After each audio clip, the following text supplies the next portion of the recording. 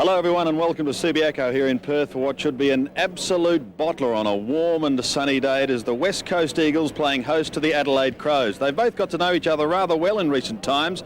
This is their third meeting this year. So far the Crows have been successful on both occasions, but it's a different story. Here in Perth, the Crows are yet to beat the West Coast Eagles in Western Australia. In fact, the closest they've got is some 37 points. The atmosphere, though, could be a little different here at Subi today because there is a new southern stand about to be constructed. That area has been cordoned off, and so the crowd is going to be some 10,000 down, and those 10,000 on that side of the ground are very, very ardent supporters. They've had to find new turf or sit at home and watch it on 7. I hope you're going to enjoy it. It's going to be an absolute rip snorter. And the man perhaps standing between the West Coast Eagles and victory is Tony Modra. Last week, sensational form, booting 13 goals.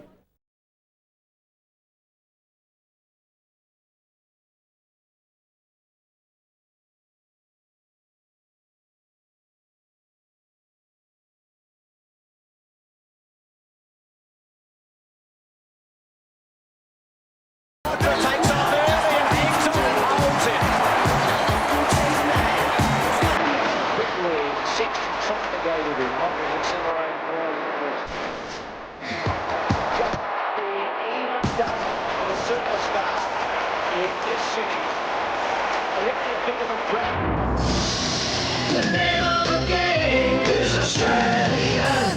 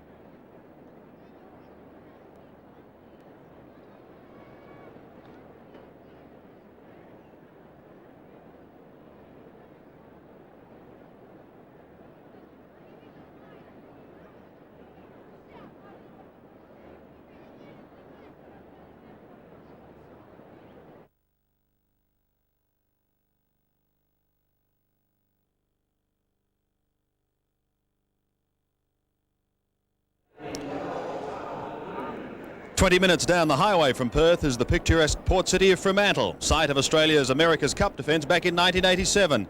A city that is renowned for its harbour and its football teams. This is the city that will be home to the 16th team in the AFL as from next season. A ferociously proud city, hell-bent on success in Australia's greatest sporting arena.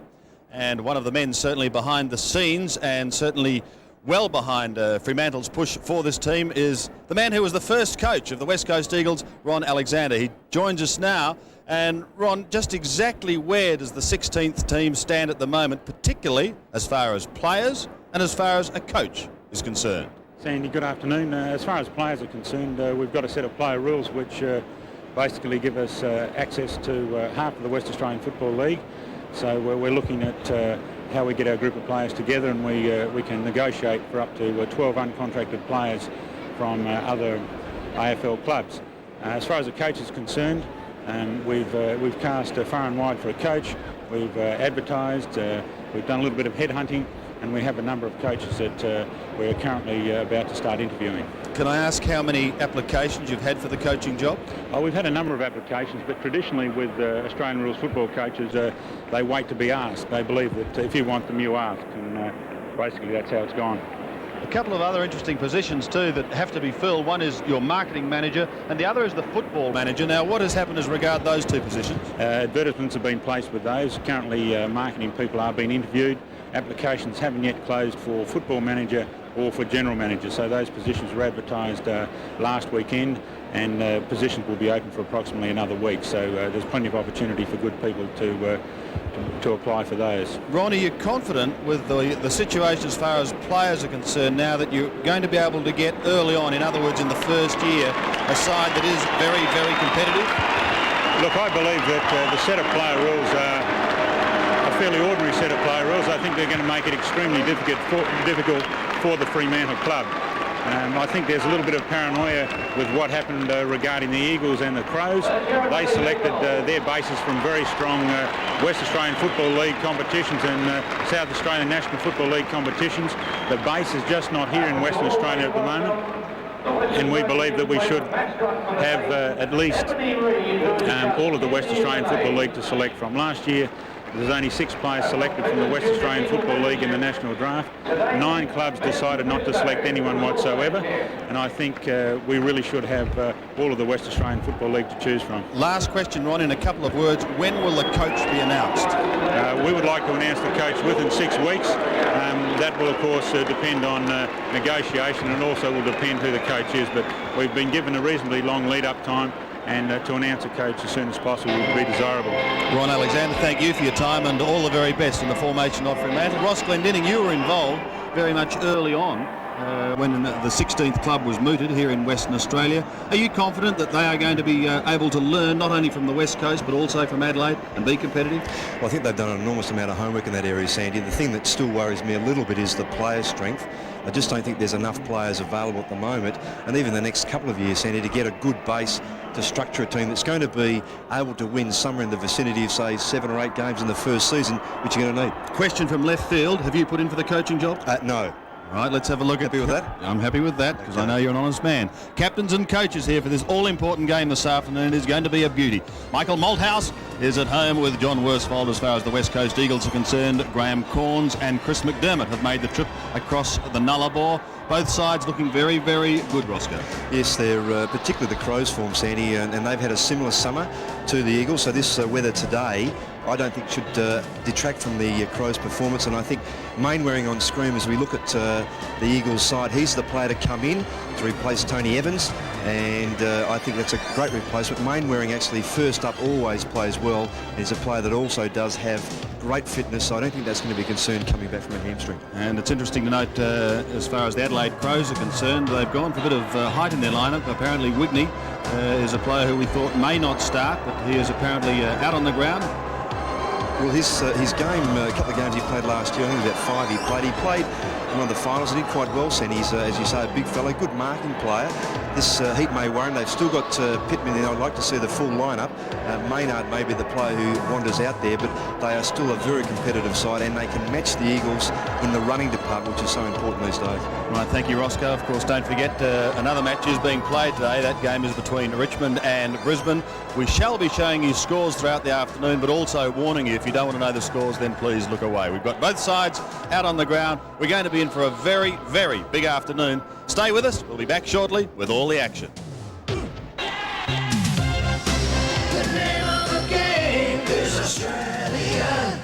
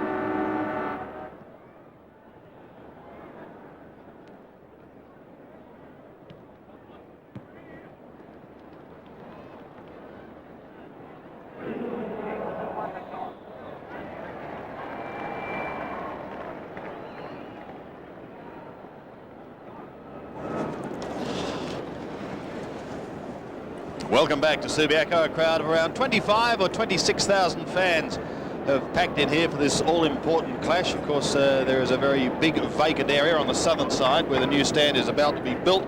Joining us are our boundary riders, and I'm happy to say John Rogers and Neil Curley have made it safely to Subi. I'm just wondering, John, if the wind does come up a little bit later on, will that vacant area where the new stand is to be have any effect? Well, I think it will, Sandy, because, well, there's a footy coming. Hang on. Whoops. It's not safe down here. I tell you, at the coalface, it's something else again. Yes, it will, Sandy, because normally the wind swirls a little bit over that side of the ground and enables you to kick goals into the breeze going up. Today, of course, it's not going to be a problem because there isn't a wind. But Neil Curley, some disturbing and unfortunate news from the Crows camp. Yes, bad luck. Greg Anderson has had a little bit of back problem this morning, and he's been replaced by a player that was replaced in Rodney Maynard. So Rodney takes his spot and Greg misses out. So Rodney secretly will be smiling and believing there is a God after all. Well, it would have been the first game he would have missed to be available. There were 5 police here today to escort the umpires. What's wrong with the city? Well, it's Western Australia. I mean, if your house is robbed, you get no one. But 5 police for the umpires, that's understandable. Couldn't believe it. Sandy, it's all very exciting down here. There's not a vacant seat. It's going to be a fantastic game of footy and big crowd participation, obviously. Yes, I think it's going to be a beauty. Thank you, gentlemen. John Rogers and Neil Curley on the boundary line. I can tell you that the West Coast Eagles have won the toss, and I welcome to the microphone Dennis Committee. Welcome, Dennis. Yes, good afternoon, Sandy. Like being 12 again, isn't it? Go to bed last night. Looking forward to this game. Exciting. Very warm conditions, and here we go. The Eagles going to the right of screen. It'll be Harding hoping to set the wheels in motion. Going to be a big challenge for him up against the informed Sean Wren. It's Pike who gets the first kick of the day. Down towards Lewis, who's bumped out of it by McDermott. Turley an opportunity now for the Eagles. Goes wide into Mainwaring. 65 metres out. He puts them inside 50. In towards Servich. Has possession now. What can you do with the right boot? One behind goes on the board. The Eagles, Ross, will be looking for a lightning start to maintain their unbeaten record against the Crows in Western Australia. It's also given too, Sandy, that the Crows have started very slow in each of their games here, so they'd like a repeat of that. But the Eagles, they would. McDermott, straight down the middle once again. Straight to his big man, Sean Wren. McIntosh is picking up Modra. Rouvray on Sumich as the ball comes down towards half forward. Ill-directed. McKenna goes back, takes the mark, plays it off to Hart, who played so well last week. Matera on the wing towards half forward. Turley low down, a fingertipper. Craig Turley, some indecision, then goes for distance, well inside the 50. Simic in front, fisted away by Rouvray. This is Spinks, who was busy early last week against the Bombers. Good kick, pulls it back, awkward bounce. They didn't do very well. A couple of Crows off the ground, field a goal.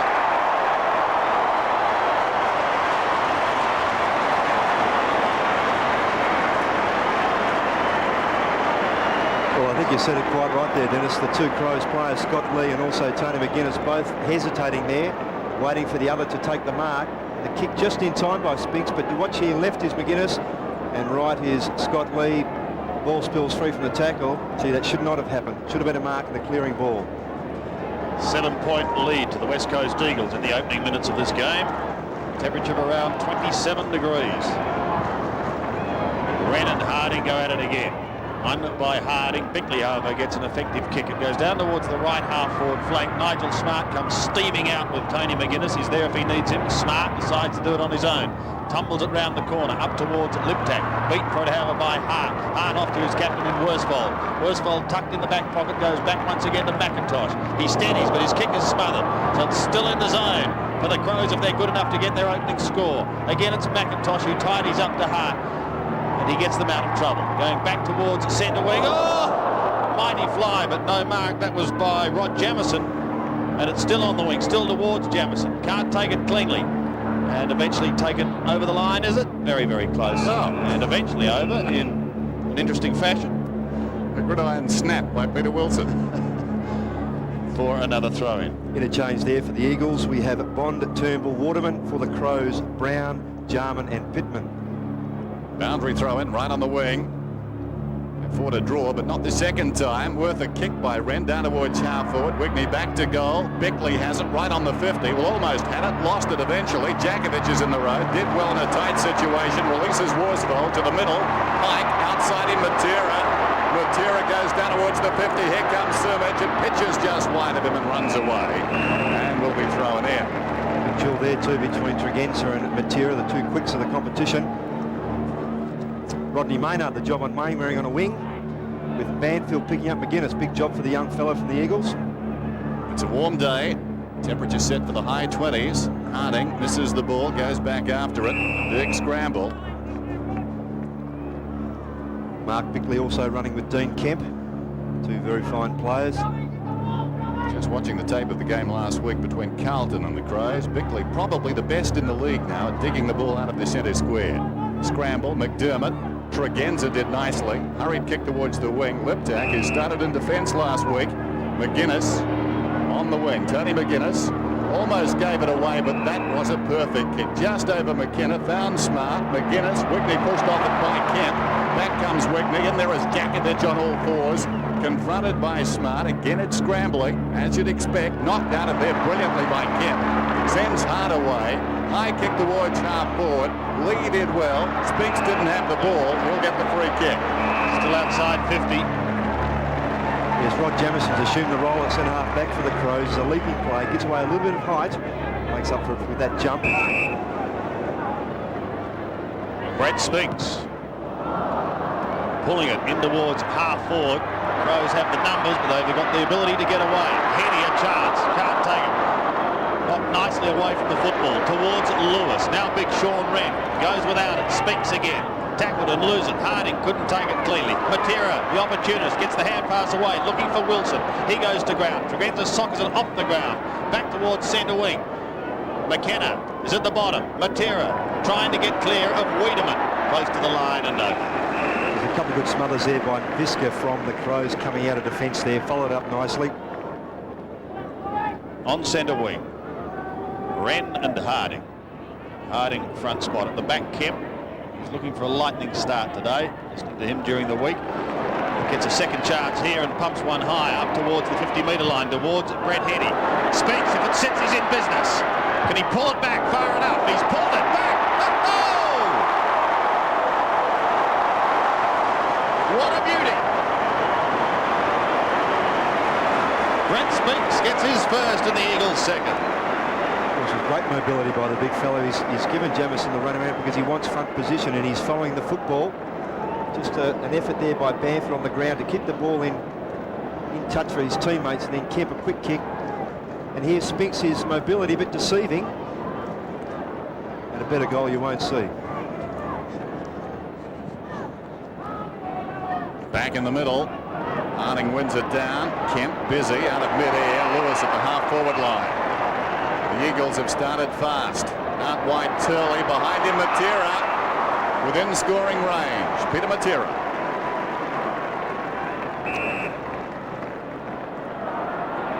Kicked a marvellous goal against the Bombers in the second term last week, right on the boundary. Wider than this. Now the set shot for a man who turns 25 tomorrow. Peter Matera.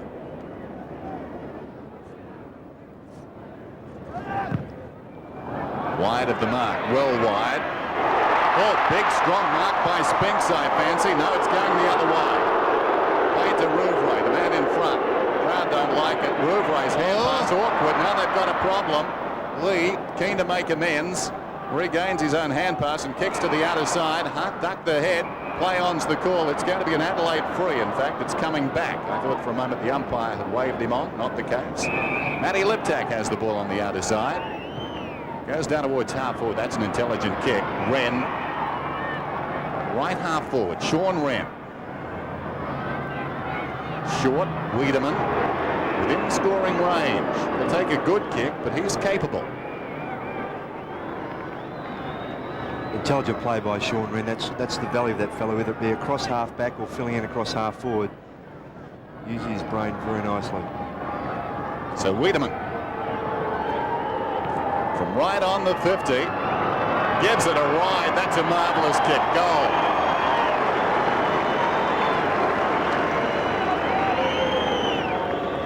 And well set up there by Adelaide too, because they weren't rushing to try and find Modra, who was well covered. Wiedemann just chipping in, getting away from Worsfold, but initially set up very nicely by Wren. And Wiedemann here from 50. He is a long kick, but not always accurate, and he'd be very pleased with it. Just over 14 minutes remaining. Wren wins it from the centre bounce, and the big man tries to take it away, but Harding locks him up. So another bounce.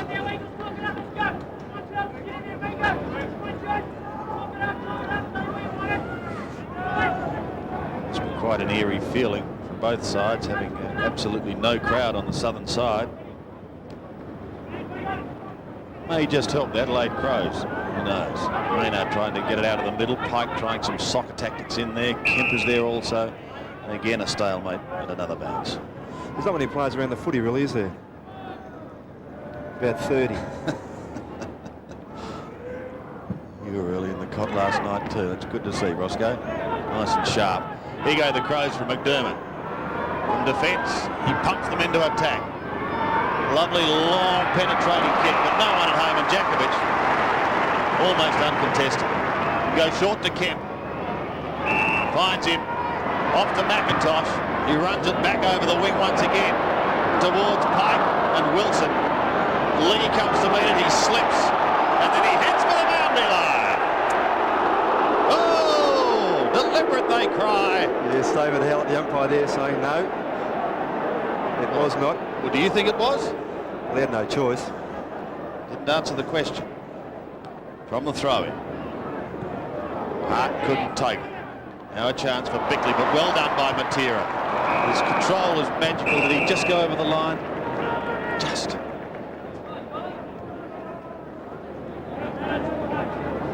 On centre wing.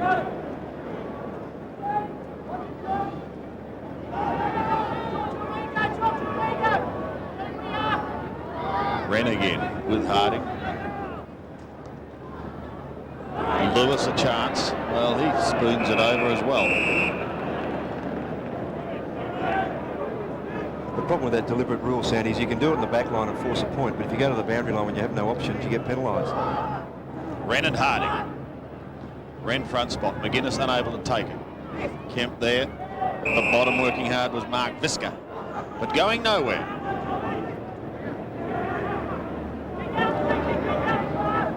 Got to say, too, this ground is in glorious condition. The best we've seen Subi for a long, long time.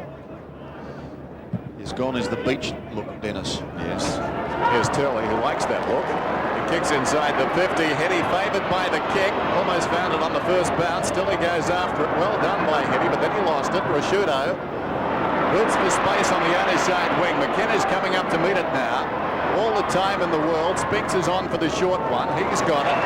Pike moves into the hole further afield, still can get the ball. No, Spinks ignores him and goes for distance. And he gets it too. They'll contest about 20 metres out. Lewis the flyer. McDermott tries to fist away. Taken by Lee. Rashudo, look out! Sneaking up behind him was Pike, and the ball's out of bounds. Up on his tiptoes, Pike. He didn't know he was coming. Turned around to book. Yes, with the Crows missing Greg Anderson, Wigney playing almost on a half-forward flank, being picked up by McKenna, just lacking that same mobility. I was talking to him, Roscoe. I can't do any more. Wren's got the ball, then lost it. Pike's over it. Socket away, taken by Visca. Jamison, he's up towards centre-half back. Look out, Bickley. I won't listen. In there is Wilson. Socket away by Bickley. It comes back towards McDermott. Did well, Jamison. Under the pump. The pressure from the Eagles terrific at the moment. They're getting to the contest. Worsfold. Oh, walk out. Main Waring was taken high. He'll get the free kick. It's going against Wiedemann. Change coming up for the Crows too. David Brown, the almost professional interchange player, ready to come on. Main Waring's kick is long. Sumich bundled out of it, but the umpire said no, there's no free kick. In fact, the advantage is going to be paid. So once again, Visca will bring it away for the Crows. They have that one goal kicked by Wiedemann. It was a beauty. He's still going, Visca. Now eventually takes his kick. And a fine mark taken. No, not going to be paid to Nigel Smart. I thought he held that. Jakovic does well to Matera. Away goes the racehorse, but the weed gets him. Needs help and gets it from Visca. A short one across to Tregenza. Now a chance for the Crows to go deep into their attacking zone. In towards Modra. Belted away from him, but he comes a heavy one. He's up and okay, however. Liptak across to Smart, just inside 50. Nigel Smart's in trouble. Liptak once again close to the boundary line. Look at the pressure being applied by the Eagles, and the ball's taken over, but the whistle had sounded. There was a free for holding the ball, and it's going to go the way of the West Coast Eagles. Great pressure though, Ross. Was a pretty quick whistle though. In towards Spinks. He's come all the way down to half back. Wren does nicely. The big man across to Jamison. Kicks towards Modra, giving him another chance. Going to be taken away home by Banfield. Kicked the Eagles' first goal. And but this time they see it on the outer side over the line. A couple of times there, the ball's come toward Modra, and he seems just a little reluctant to go full belt there at the footy. I thought he might have even had a chance to mark that kick coming down, but not to be. Harding and Wren fell behind them. Down goes Maynard. Turley, who's been industrious early, that fell back to Banfield. This is McKenna going towards half forward. Heady on the stretch, couldn't hang on. Good recovery. Well done by Heady, but again, just lost it at the crucial moment. Rashudo feeds it back, taken by Lee. Here comes Smart on the lead. Great presence of mind shown there by Worsfold. He was fearless attacking that ball. Didn't complete the mark, though. And Wiedemann finds Hall. Just outside the 50, Tony Hall. Modra and McIntosh jostling downfield. Now Modra comes on the lead. That's the direction the kick takes. Got fingertips to it. Couldn't hang on. Wren lacking support. Long hand pass. Bickley from outside the 50. It's floating back on the breeze. McKenna and Liptak. And McKenna gets it across the boundary line. There's McKenna now with Liptak. I beg your pardon. McKenna now picking up Brown, who's come on to replace Wigney. David Hart the job on Liptak. 7 points the margin, favouring the Eagles. But deep in the Crows' attacking zone. Under 9 minutes remaining. Pretty tight first quarter. Smart doing the ruck work. Liptak couldn't get an effective kick away. They bounce upon it once again and lock it up. Johnny Worsfold down there at the bottom of the pack, and another bounce. 20 metres out. The Crows scoring zone. Jakovic and Smart past McKenna and Kemp. McKenna in trouble. He does push the ball away. However, Wiedemann, is he going to boot another one in towards full forward? He goes. Waiting down was Banfield. He's still going, the young man. This time he loses it. McIntosh under pressure, but somehow escapes out the back door, but his kick is too wide. It's out of bounds on the full, and the Crows are going to get another chance to close this margin of 7 points.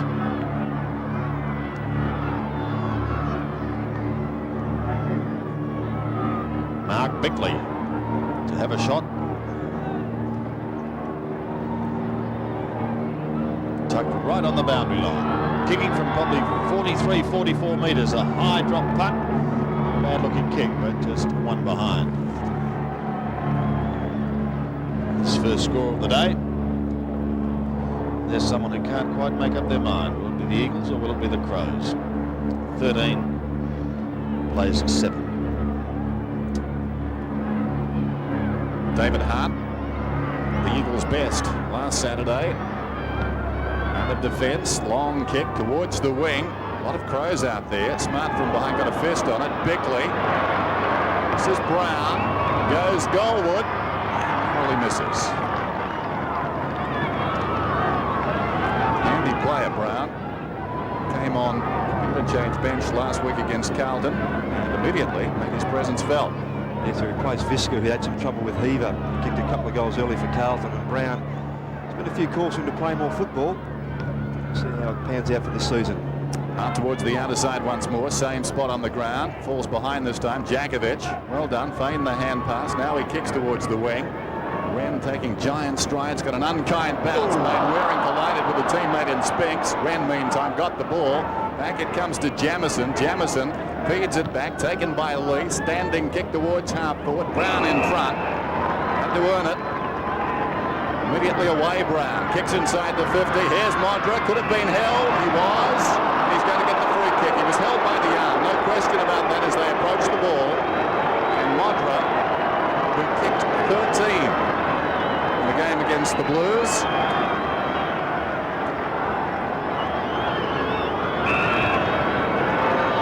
Lining up for his first this afternoon.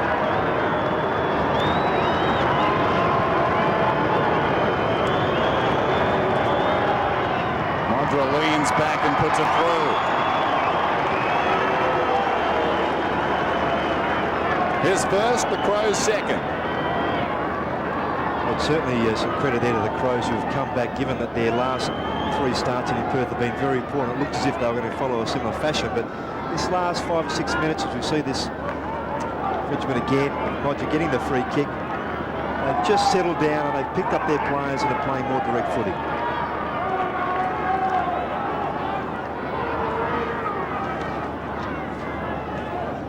1 point the difference. Just over 7 minutes remaining.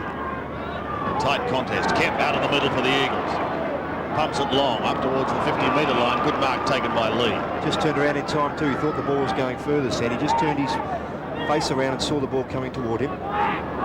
Goes short. Finds Paul Rouvray. And a little pressure at half-back. So Rouvray drifting it in towards the centre. No mark. Well, yes, it is going to be paid. Turley a little bit late on the scene as far as Tony Hall was concerned. The former Hawk. To pump the Crows again down towards Modric territory. McIntosh with him all the way. This time it is the West Australian who's successful. Always good to see a grand contest, and that is developing into one. Brennan gets a hand to it once, twice, and the pressure from Hall sees him over the line. Mr. Jarman biding his time. As the throw in, you can see the odds. The West Coast Eagles fairly heavily favoured at 5-2 on, and the Crows quoted at 6-4 against. Hart has an airing. It could prove costly. Liptak's kick, however, is partly smothered, and McIntosh does well to see it over the line. Had to be a hand pass over the top, didn't it? Yes, it did. If he saw him, though, Dennis, he perhaps in that congestion didn't see the player free. But you're right, should have been. In the left forward pocket for the Adelaide Crows. Jakovic says, we'll do it again. A little further down the field. Brett Heady off for the Eagles too, with Bond on to a half-forward flank, picked up by Scott Lee.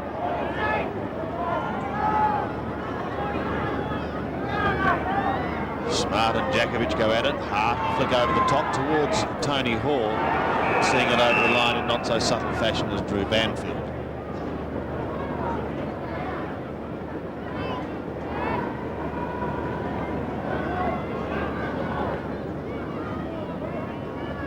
They do it for the third time. Hart melts it down, straight to Tregenza. Cedric kick towards half forward. Wayne Waring has given away the free kick. It will be a Rodney Maynard, a red-headed Rodney, who will send the Crows towards Modra, if not over his head. He's going to have a shot. He's probably 55 out by the time he takes his kick. Maybe a little more. Good-looking drop punt. Magnificent kick for goal.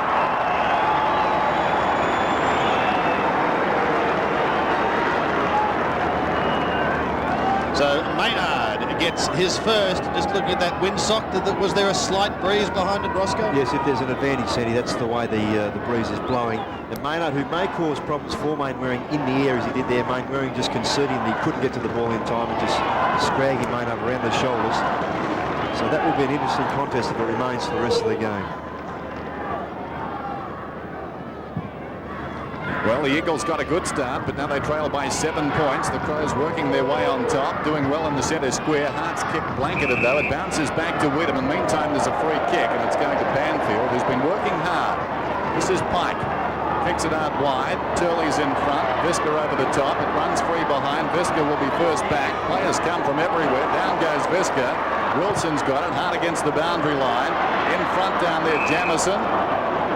Is it Lee? It's Lee who's taken the mark. Quite a few Crows around.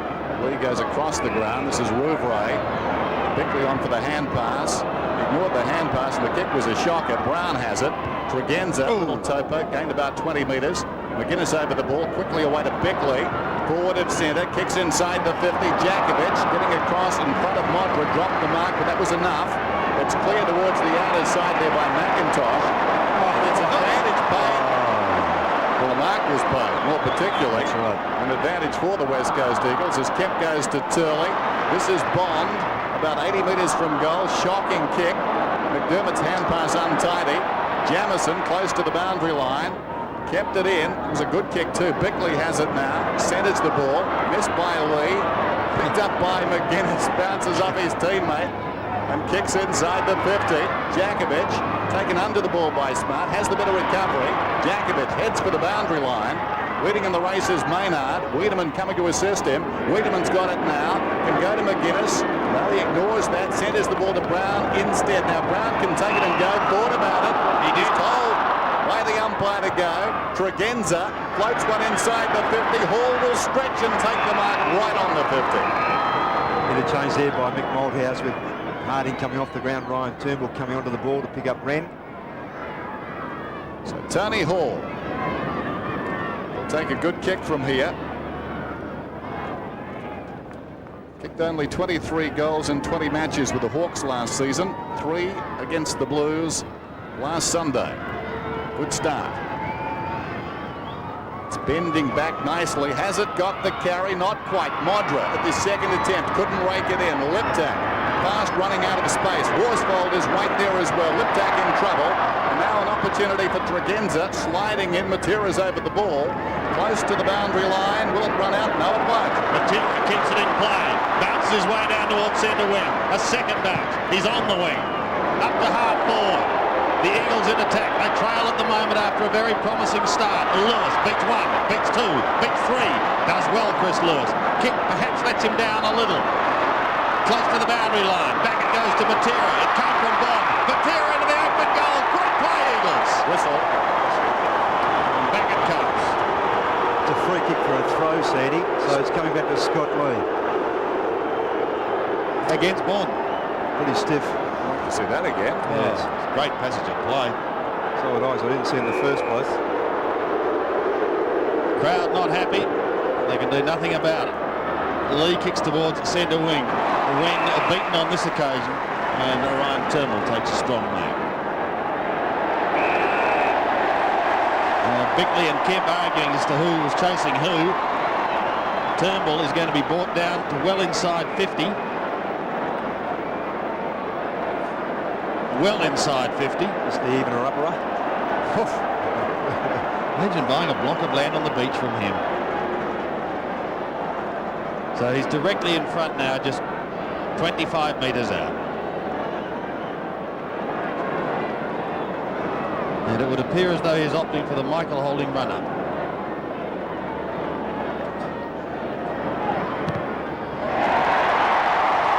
He kicks it. Turnbull gets his first, and as you said, Roscoe, perhaps the even or upper. Yes, well, he was a player, Turnbull, responsible for getting the ball out of the back line initially to get that play down into the Eagles' forward line with a very good handball along the boundary line to set up Matera with a run. And, of course, that dubious free kick against the Eagles for a throw, so-called on Bond. And they've got it back.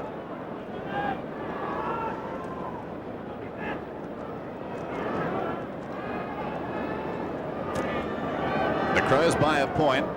Wren, McGuinness, Hart and Bickley start in the centre square for the Crows. Turnbull pumps it down towards centre half forward for the Eagles. Visca goes up.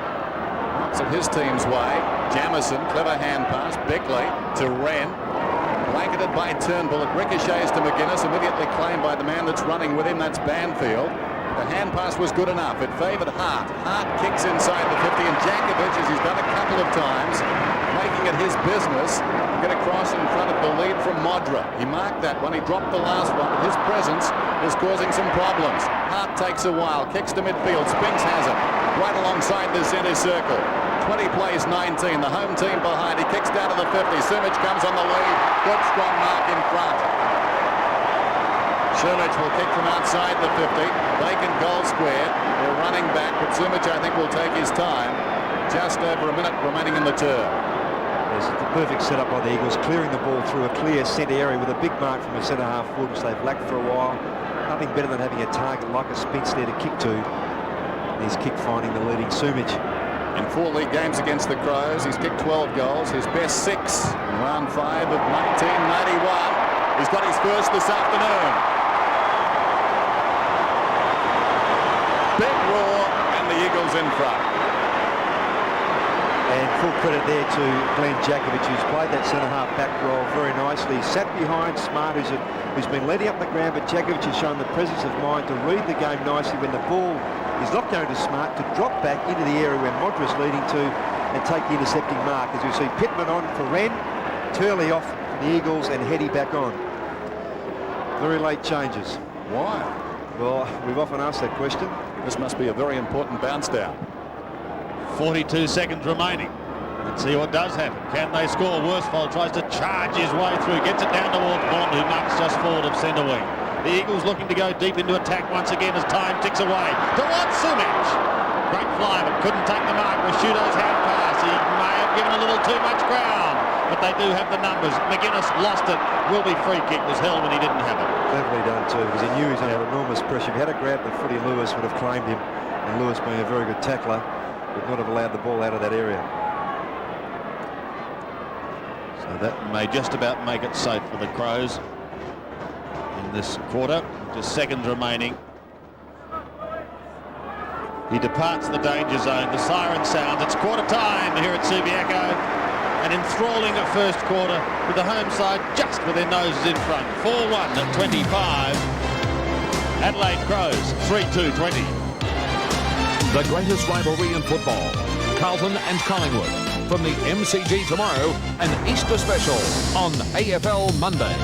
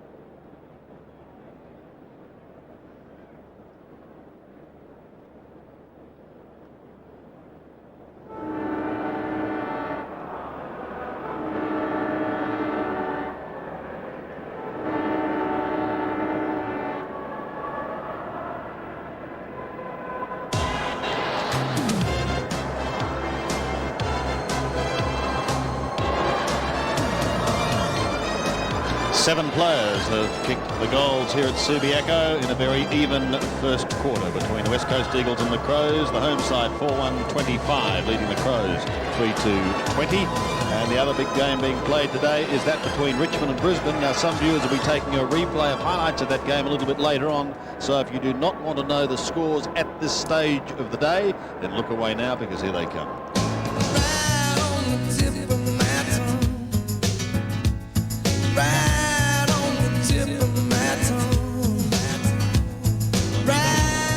Many of our viewers will be taking highlights of that game a little bit later on. But a very, very even first quarter. John Rogers and Neil Curley. Gentlemen, how did you see it from your little dugout as you were riding the boundary?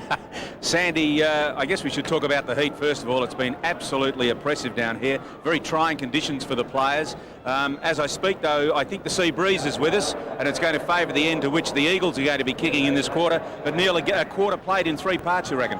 Yes, I thought West Coast controlled it early, then the Crows came back strong, and then West Coast finished over in the last couple of bits. But the grass, there's a lot of players finding it difficult to hold their... I've never seen so much grass on this ground in all the years I've been coming here. Key players, I think West Coast have got 3 of the key players down the spine in control. I think Spinks is winning his position. McIntosh and Djakovic are very strong in defence, and this game is just going to go right down to the wire. While you were speaking, out of the corner of my eye, I saw Sean Wren just coming off. How do you think that's going to affect them? Well, Pittman will win the ruck work, but he's not as effective around the ground as Sean, and it'll give Wren a very valuable rest because you're going to need every drop of energy towards the end. Still very hot, Sandy, and a very intense game from where we see it down here. All right, thank you, John. Yes, Harding having a spell too for the West Coast Eagles, so it's a tough day, Roscoe, for the big men, isn't it? Yes, when you don't realise there's what breeze there is, there's very little, and it's just not refreshing at all. And that, as Neil Curley said, that grass is very, very spongy. So just about set to go the second quarter here at Subiaco. West Coast Eagles just with their noses in front at the moment. But an absorbing duel unfolding here. Pittman looking to get the Crows down towards half forward. Nigel Smart, he takes it on the chest. Now he can pump a football, this boy. A fair chance to get this through. It's 55 metres out. Nigel Smart, a long drop punt. It's a lovely looking kick. It's going to go right to the post and belted over the back by Ashley McIntosh for one.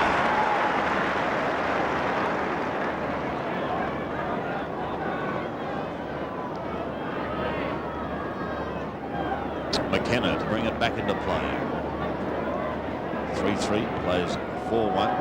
Kemp takes it, one half back. With a summer haircut. Who can blame him on a day like today? Banfield nips in front, takes the mark. He's on the half-back flank. Wants to get on with the job very quickly, but what's he got down towards centre wing? Spinks.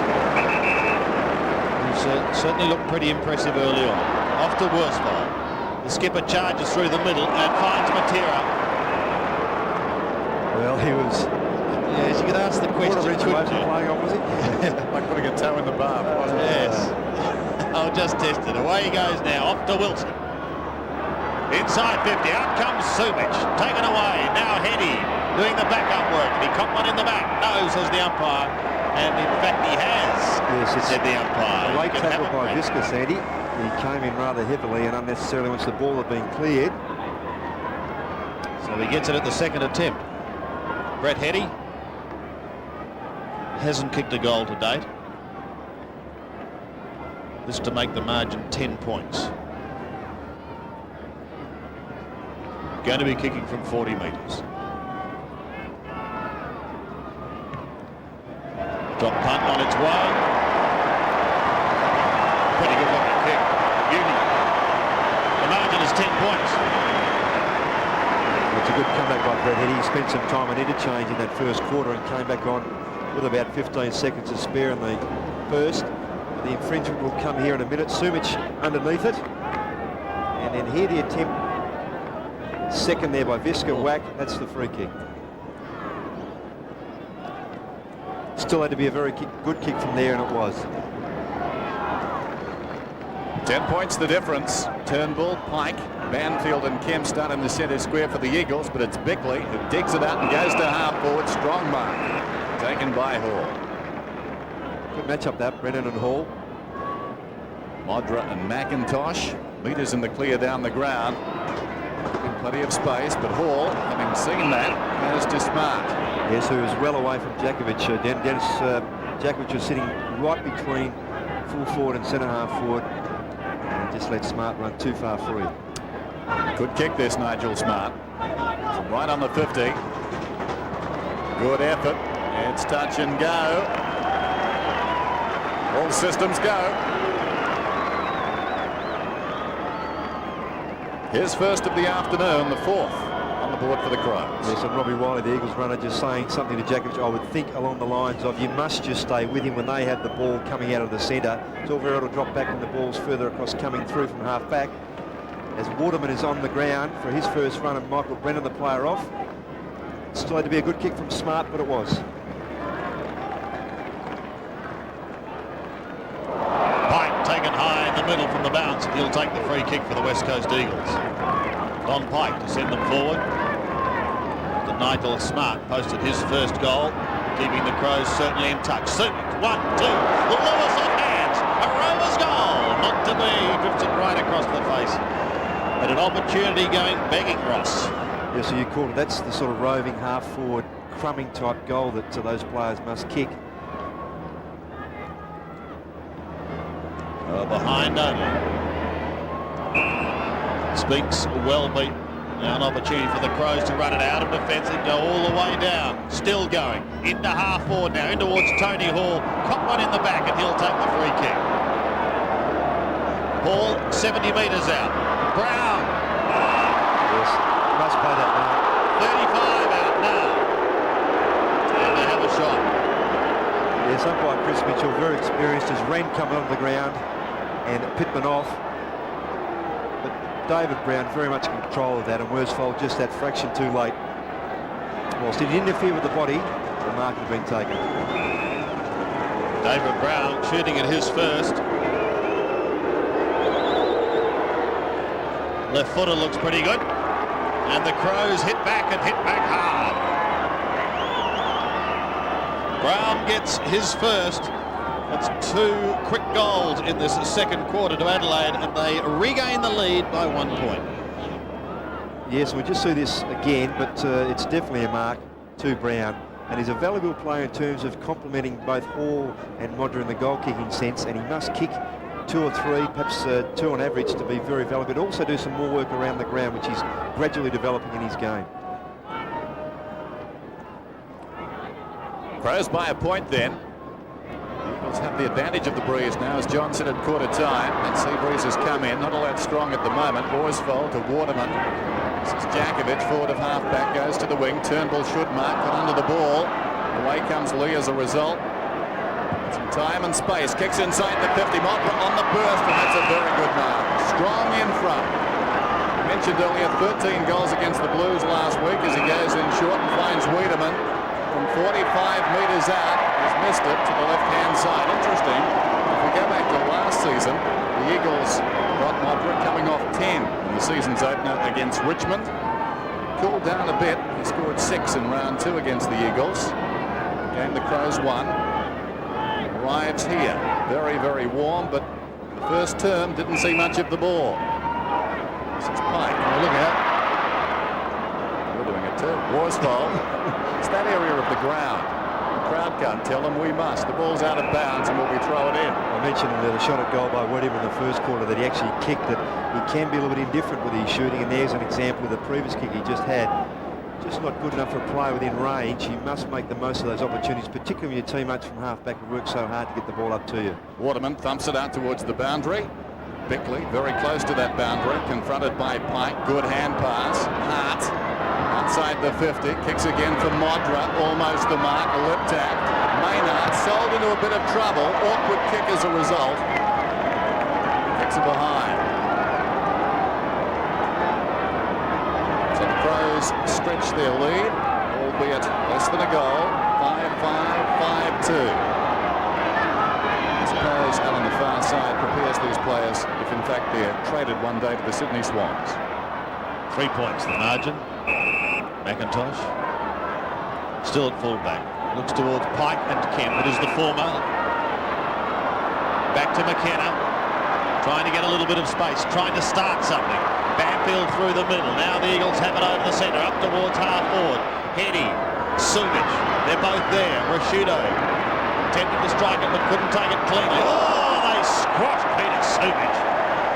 He is at the bottom and he will get a free kick.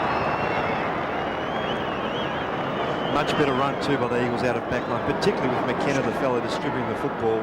One of the best in the league at doing that, and he always sets up his team to better advantage. There's been suggestion he should kick more, but if he's handballing to a player who's 15 metres in the clear who can then kick 40 or 50 further out of defence, then it's just as valuable. Peter Sumich looking to become the first multiple scorer on the ground today.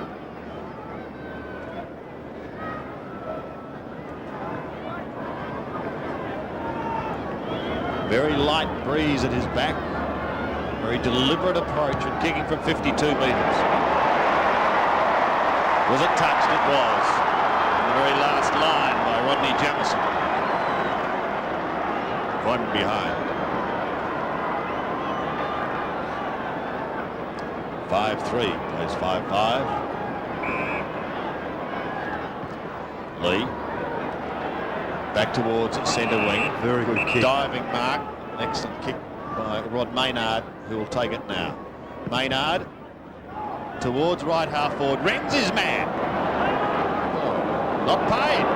Lip takeover helps him out to Tregenza. Off to Bickley, who's got a chance to run here if he can get away from Mainwaring. He does. Off to big Sean Wren. Look out, Sean. I've lost it. I've got it again. Now he finds McGuinness. Almost taken high. Brings it inside to Bickley. Bickley wants Smart. Finds him, but he's under tremendous pressure. So too is Brown at the bottom of the pack. Loses it to Waterman off the Hart. The Eagles out of trouble again as Hart runs through half back. Has a look up towards the middle, towards Lewis and McDermott territory. It's McDermott who's fourth on the defensive. Lewis couldn't take it as he runs into Hart. Prosciutto comes in over the top. Wilson there also, and another bounce. Two points, the margin, favouring the visitors. Real good game, this one. Turnbull over the top, slaps it down, taken by Maynard. His hand pass goes back into the congestion. This is Hart. Again, gives away a little ground. Rashudo couldn't control it. Turnbull sockers it forward. Lee sockers it across and goes after it. Close to the boundary line. Can't keep it in. Throw it. Adelaide by 2 points. Final game, this one. Even at this stage of the season. Wren gets it down. Down goes Bond. Taken high, says the umpire. Get the free kick. Forward at right centre wing. The Crows looking to go two straight. The Eagles trying to avoid being 0-2. Bond waits on Sumich. He goes for distance. Poor kick though. He had two options, Dennis. He had Spinks running from centre half forward first, and then Sumich again. Both were very clear, and he just left it too long. Took the third option. Yeah, there's a bit of inexperience there. Half back. There's an opportunity for Maynard. Feeds it in. Prosciutto runs away from centre half back and kicks towards half forward. Terrific mark, McGuinness. Body to body there with Banfield and beat him. Not reputed for his overhead marking, but it's a terrific effort. Now for space, Modra. What a good kick. Oh, it needed a metre more. Socked off the ground by Turnbull. Opportunity for Brown deep in the pocket. McIntosh is with him. It spills back. Worsfold heads for the boundary line. And that will do him. It's out of bounds. Fortunate bounce of the footy there, just coming back to allow the Eagles to get it out of defence. Just over 11 minutes remaining. Tight second quarter. McGuinness through, but got rid of it very quickly. Banfield had it, lost it, regained it again. Jakovic charged by Wiedemann, but he gets his kick away. Rent couldn't take it. It is very hot out here. If you've just joined us, it's around 26, 27 degrees. Kemp steams away for the West Coast Eagles. Dean Kemp, a high kick up towards the centre wing. They've got the numbers there. Spinks in front, and he takes a good mark. He's on centre wing and he's off. Not a pretty kick, but it's inside 50. Sumich a little too far underneath. Now a chance for McDermott to clear again for the Crows. They've got the numbers. Hart has it on the defensive side of centre. Look out! Liptak. Bickley gives a little ground to his skipper. He saw Maynard out the corner of his eye. Has it just forward of the centre wing. Now what's he got up for? Ignores Smart. Elects to go towards Modra and McIntosh. Modra couldn't quite take it on the chest. He's the first to recover, but he loses his balance as he heads over the line. And the throw in to take place. Oh, gee, this is close. Nothing in it. Heady coming off again for Turley. On the throw-in, won by Djakovic, off to Mainwaring, Waterman. Hall got him at the second attempt, maybe illegally, and the advantage is paid. So Pike goes on with the job. Over the centre. Lewis tried to get a passage clear to fly. He couldn't. One of the men in the way was this gentleman, McDermott. Goes inside just for a moment to lead. Now they have a chance to steady, and it's Bickley who marks in the centre of the ground. Short again, wanting and finding Nigel Smart. Still 70 metres out from goal. 60 metres away from Tony Modra. Hall drops back into the square as well. Smart goes long. Hall is going to be one of the flyers. Red was another. Banfield weighted down. He has possession now. He just paddles it forward. Hart goes back the other way. Could have been dangerous, but he finds McIntosh. He finds Djakovic, and he'll get them out of trouble. Maybe. Well done by Djakovic towards the wing. McDermott and Lewis out of bounds. 5-5 the Crows. 5-3 the Eagles. A real test of strength here at Subiaco Oval. One down by Hart. Kemp didn't have it. No free kick. Beckley dragged off it. The Lions there with Mainwaring. It's been pretty quiet, and we'll have a bounce on the wing.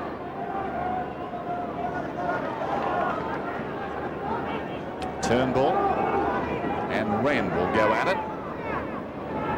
Just over 9 minutes till half-time. Turnbull, clean possession, straight to Maynard. Could be holding the ball, and is. Quick thinking by Mainwaring. Hart is on in the middle.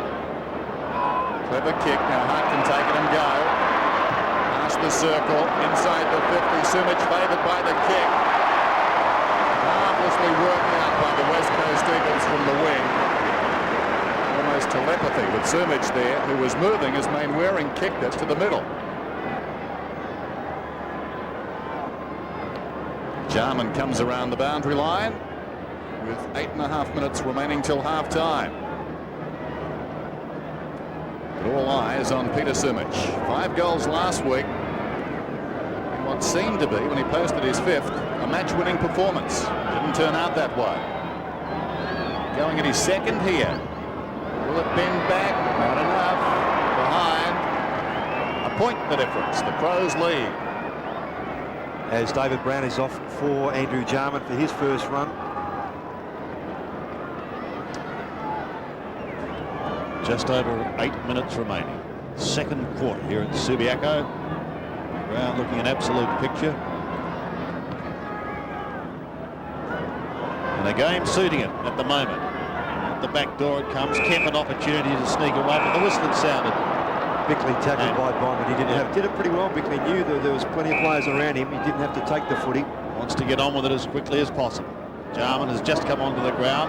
He'll do the roving work down in front of this pack with Wiedemann. Look out, Weed, you're caught. You're gone. And McKenna slow to get up behind play too. We'll keep an eye on him. He copped a stray boot to the head as he went down, Sandy. Hart's going to take it. Defensive side of centre. Out comes Steaming, Spinks. Off to Worsfold, who's running wide. McKenna's in trouble, he's leaving the ground. I'm sure that John Rogers will have a report for us on that very, very soon.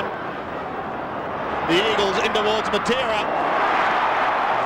Well, if he wasn't led, he could have gone and just wandered into an open goal then. He's going to have a shot 15 metres out directly in front.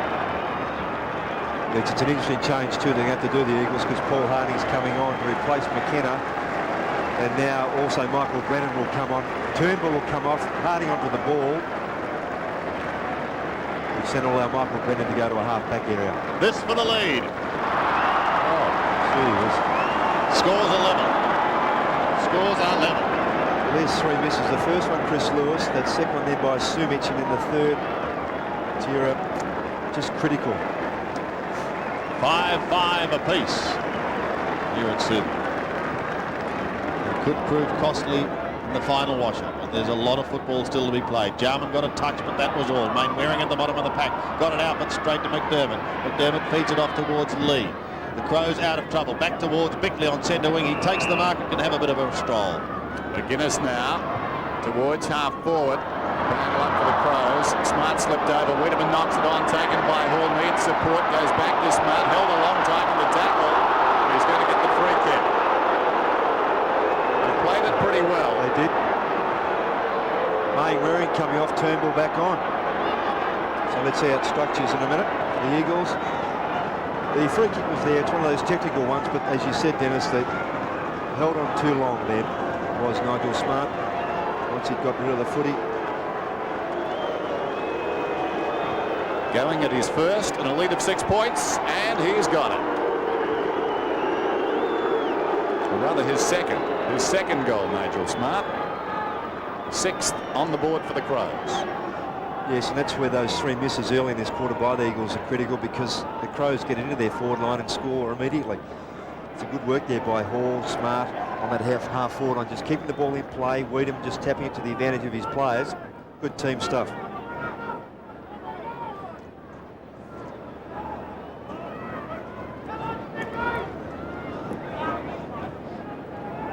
Again, it's the Crows who lead as we go back to the centre. John Rogers has a quick report on Guy McKenna. Sandy, very difficult to get any news from the Eagles bench, but the way he went down, it looks as though he's certainly winded himself, and I think given himself a whack in the head, so I'd say he's probably mildly concussed as well. Well, the Crows into attack again, and Smart in the thick of things, so too Wiedemann. Dummies nicely away from Turley, then swings it back in towards the centre. Harding, courageous mark as he backed into the pack and took that mark. The Eagles backman also said he must realise that Wiedemann was always going to turn around under his left foot. They kept chasing his right. McIntosh, floating kick up towards centre wing. Matera's there with pace. Jarman, however, beats him to it on this occasion. Little underground hand pass towards Tregenza, who sockles it forward up towards the half-forward line. Good hand pass by Niska from Lee. Out of trouble once again goes McDermott towards Wiedemann. Couldn't take it cleanly. The back Worsfold looking for Kemp. Juggles it nicely. Off to Waterman. Little chip into the middle. Harding. Brennan's running for him. Has a look up forward. Inside 50. In towards Sumic. There's some pushing and shoving and plenty going on there. And it's going against Peter Sumic. Rouvray wants to go. Whistled back. Under 5 minutes till half-time. Crows lead by 6 points. They've never won in Perth. This kick goes towards the outer side. Turnbull, surely a mark. Eventually it's paid after a fair bit of juggling to Wilson. Not much advantage in that. Or that. Yes, exactly. Inside the 50. Visca underneath it. Over the top, Sumic, and it's a mark. Well, how did he do that? Great kick by Peter Wilson, I guess. Set it up. And the good news, while we look at that again, is that Guy McKenna is actually on the boundary line at interchange, just preparing what looks to be to come back on, which is a good thing. Visca was fatigued waiting. So here's Sumic going at his second. He's missed a couple already, but this is position A for Peter Sumic.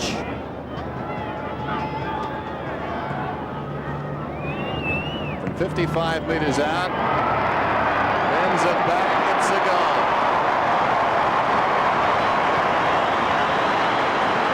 Landwhite's out there. Stake a claim to that flank. It's amazing, you're right. Certain players, forwards, obviously shooting at goal, have certain posies on certain grounds they just love to get into, favoured for whatever reason by the elements or the angle. And Sumic, quite rightly, as Dennis said, just loves that pocket.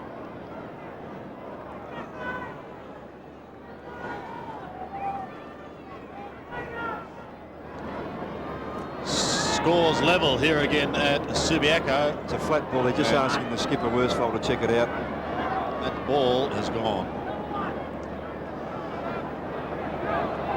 And it's good to see, as you said, Guy McKenna just running the boundary line at the moment. Let's hope that he is going to be okay.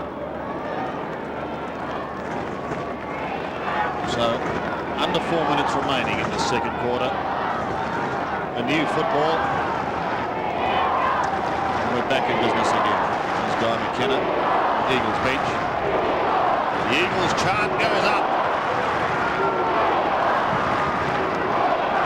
Here's the bounce. Jarman unable to take it cleanly.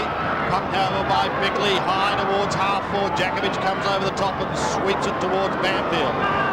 Jarman in trouble. And pounce upon it at half-forward, and a bounce will take place.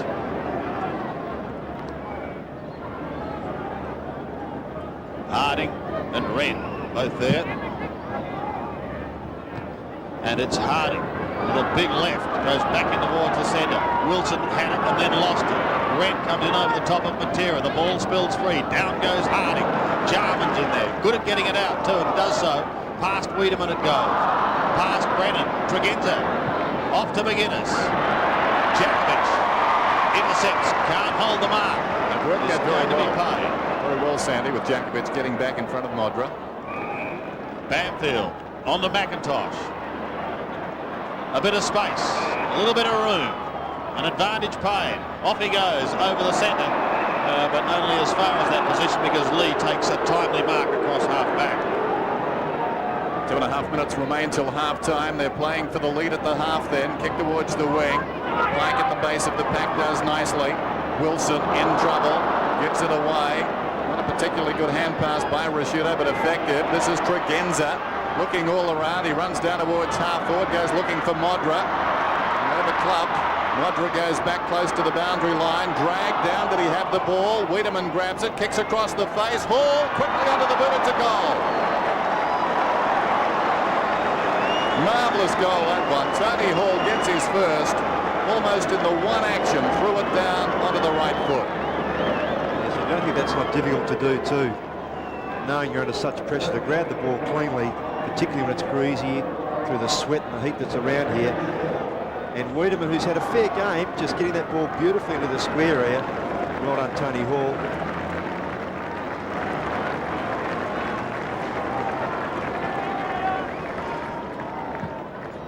Modra, the worse for wear on the forward line after a hard clash. Meantime, back in the middle.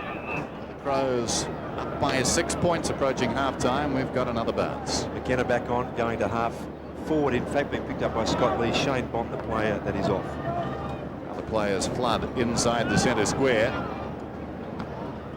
Numbers doubled immediately. Wren spent a short time off the ground, robbed of it by Harding. McKenna immediately into the action. Kemp is running on. They need to pick him up. Some indecision. I'm not sure Kemp eventually was the right option. Maybe Turnbull may have been better in the middle. Kemp still has this ball 50 metres from goal. On the breeze, a chance to score. Bear in mind, it's not a strong breeze. Kemp, a good kick. It's coming back. Not quite the carry. Big contest right on the line. Off hands and the behind. So it's back to 5 points now.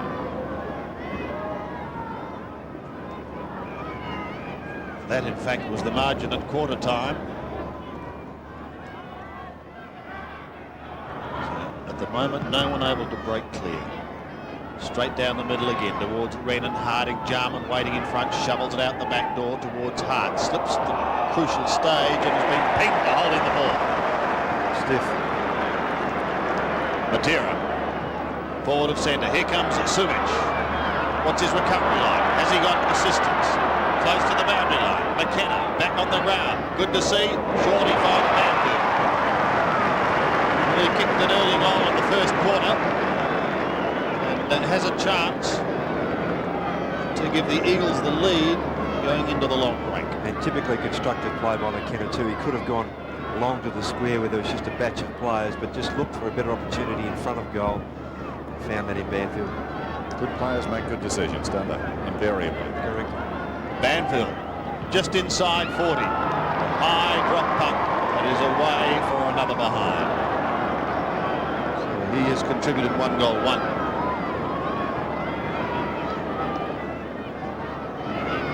Margin is 4 points. As the siren sounds, it's half-time. 4 points the margin. Peter Sumic booting at 2 for the West Coast Eagles. Nigel Smart kicked 2 in that second quarter for the Adelaide Crows. And in a very, very close contest, this one is destined once again to go right down to the wire. The crowd around 27,000 fans. It's just about packed considering the new stand that is being built here at Subiaco. Certainly getting their money's worth. Repeating the half-time score, it's the Adelaide Crows 7-5-47, leading the West Coast Eagles 6-7-43. The name of the game is Australia.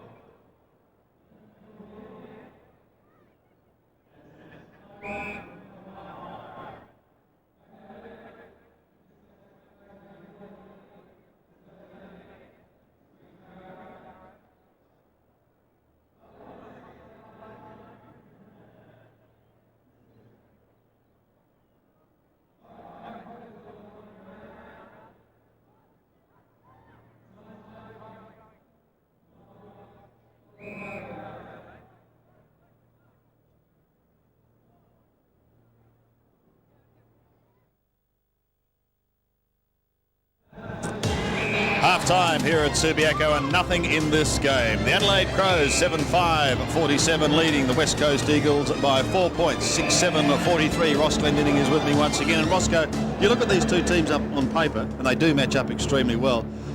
They couldn't match up any better out on the ground, could they? Sometimes that does happen when they do match very nicely. Not these two teams always, but other teams. But then it doesn't work out that way on the ground. And certainly the matchups here have been very, very good. Great pace. Both have got the ball out of the centre quite nicely. And it's been a real challenge for centre-half forwards Smart and Spinks to get the ascendancy, which then allows Modra Sumic to get into the game as well. Perhaps one difference. Do you think the Crows are maybe getting their goals a little easier? They have. They've just got a few breaks their way. Eagles should have got 3 in that second quarter, which they missed. They were goals that you should kick at this standard of football.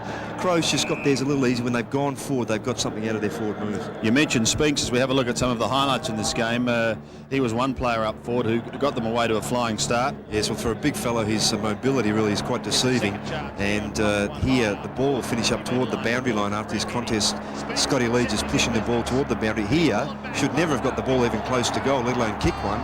And that was a great opener for the Eagles. Yes, a flying start for the home side here. Yesterday we almost saw we saw a nasty collision with a couple of Fitzroy boys, and we also almost had one here today. Yes, it's one of those ones where you must, if two players are running, particularly on the same side, toward the ball from opposite directions, you must let the player who's running toward goal take the football, because he has everything in front of him there. Spinks didn't allow Mainwaring to come through. Again, inexperience, perhaps a lack of talking, but you must also always have that player running towards goal take the advantage. What about the performance of Peter Sumic today and the way they're using that forward line and finding him?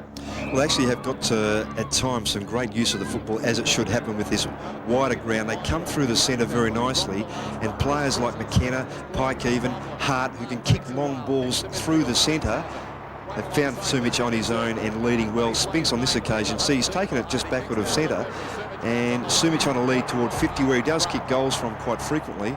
That's where you should be setting up, so he runs into space. Now, I noticed during the call you almost had a conniption at one stage, and I think it was Hart. Yes. Is that on the Rojo's Thesaurus? Well, you were reading it last night when Hart, perhaps instead of heading towards the boundary line, came back inside, and, well, I could see danger written all over your face. Yes, it's just one of those basic errors that you don't make in defence. When it is in your area, you don't hit the ball back into play, particularly when you're in front of goal. You hit towards the boundary line or grab the ball and get rid of it a quick kick toward the boundary line. Yeah, they got away with it, so they were fortunate. They did. In fact, Hart was in the thick of things, once again combining with Mainwaring, getting it down into the forward line. Yes, this is one of the setups that we were talking about before with Sumic, to get the ball clear through centre, and a fellow like Hart who kicks the ball so long and direct, that's a perfect setup for a full forward like Sumic to run in this space. Guy McKenna is back on the ground now. Well, he was until the half-time siren sounded, which was the good news, but disappointed to see him leave the ground. We might be able to have a look at the incident now, Ross, and just see exactly what did happen to Guy McKenna. Yes, as he came down, it looked as if he got a boot. Well, actually, he just fell awkwardly on his head. Was that a word? I have to see that again. I was just watching the player from behind, but he looks okay. He just had perhaps blurred vision. He does wear contacts. That's the other thing which may have actually caused some problems. Almost as if he ran into the boot. That's correct. But at the moment, it's the Crows holding sway. Have you got a minute? I've got a couple if you like. Good. Well, let's spend one of them now with Chris Mainwaring.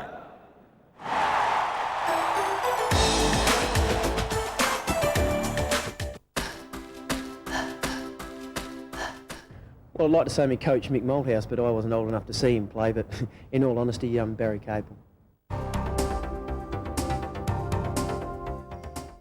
The 91 was a big disappointment, but in all honesty, I think the 93 season as a whole was a big disappointment, because we should have been there at the end.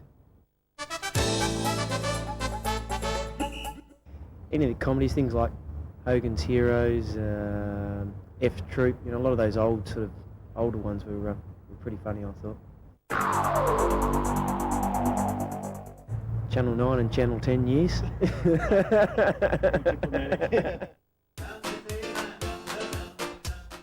I've got one nickname, Maney, because that's just a shortened version of my surname, and Shane. That's too long of a story, but a guy like Andrew Dimitro used to play with North Melbourne and Hawthorn. He'll know why they call me Shane.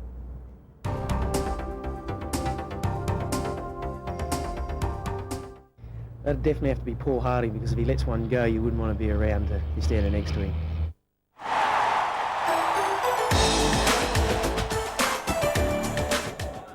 Spending a moment there with West Coast Eagles star Chris Mainwaring. We shall take a break. It's the Adelaide Crows leading by 4 points at the halfway stage. of this fascinating duel here at Subiaco.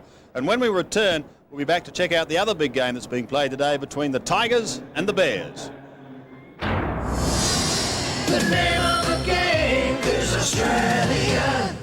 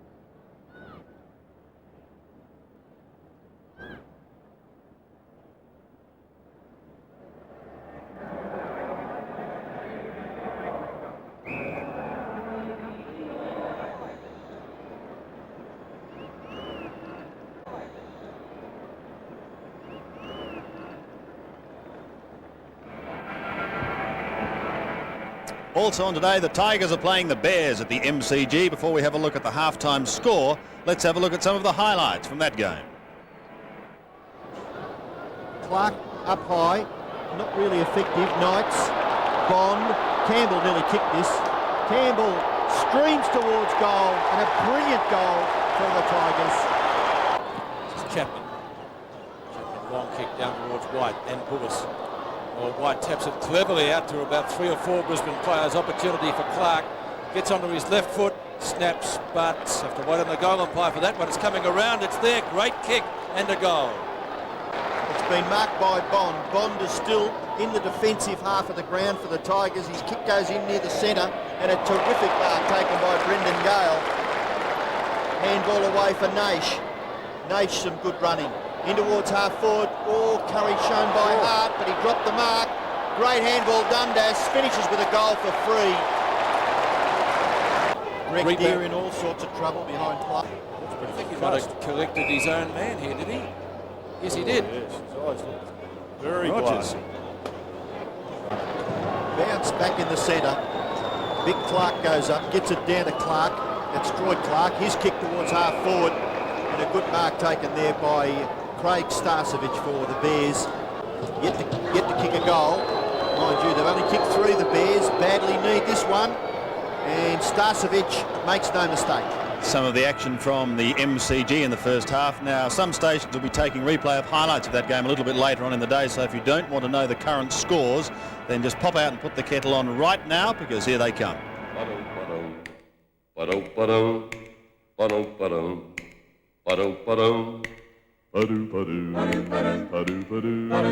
Just check your local guides for details, because some stations taking highlights of that clash a little bit later on. Do you ever do something and afterwards wonder why did I do it?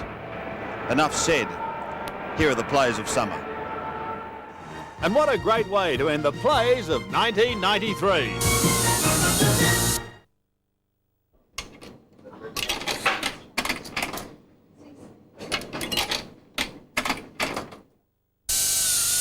And now it's welcome to 1994, and what a way to start with some sensational grabs. Tony Modra's grab against the West Coast Eagles was a beauty, while at the Gabba, Darryl White is making a habit of turning it on. At Essendon's, Dale Kickett brought the crowd to its feet at Waverley Park. Ну, может, для кого-то ясно. А как тут сказали, я человек. Тут начинается, тут... As you've just heard, James was not a happy camper. Neither, though, was Tim Watson, as he let fly on umpire Vernon. He seems to be asking a couple of questions. Oh, he's asking more than a couple of questions. It was a long question, perhaps. To the soccer-style save of the Foster's Cup, and Darren Jarman's effort was top-notch. Even the charismatic Don Scott was moved to say, oh. And watch out, Nick Jim Steins, here comes Matthew Kennedy, and he's hungry for your hat. To the supporter of the summer, and if Richmond show as much enthusiasm as this young man did, then the Tigers will roar in 94. While Doc Wheeldon began the year in a colourful way, hopefully, Doc, there'll be a lot more of those to come. But hopefully this will be the last we see of Gerard Healy in the great Moomba Bathtub Derby. And to think this man won a Brownlow. Oh no, Gerard, don't do this to me! Has Peter McKenna been giving him tips? Oh no, this is embarrassing. Gerard, it seems, fancied himself to win, but believe me, not everything always goes according to plan. This opens it up again for Hudson. He shoots towards goal and puts it through. We're behind. Finally, to wrap up the plays of summer, a very special thanks to the ground staff for their efforts in cleaning up after the police horses. Ah yes, the equine industry is alive and well. Thank you, Mr. Premier, and well done, fellas. Have a great season. Yes, the plays of summer come out, and you know the year is once again underway as far as footy is concerned. It's certainly well underway here at Subiaco, and it's the visitors, the Crows, leading by 4 points. We'll take a break, be back with the all-important second half in just a moment. The name of the game is Australia.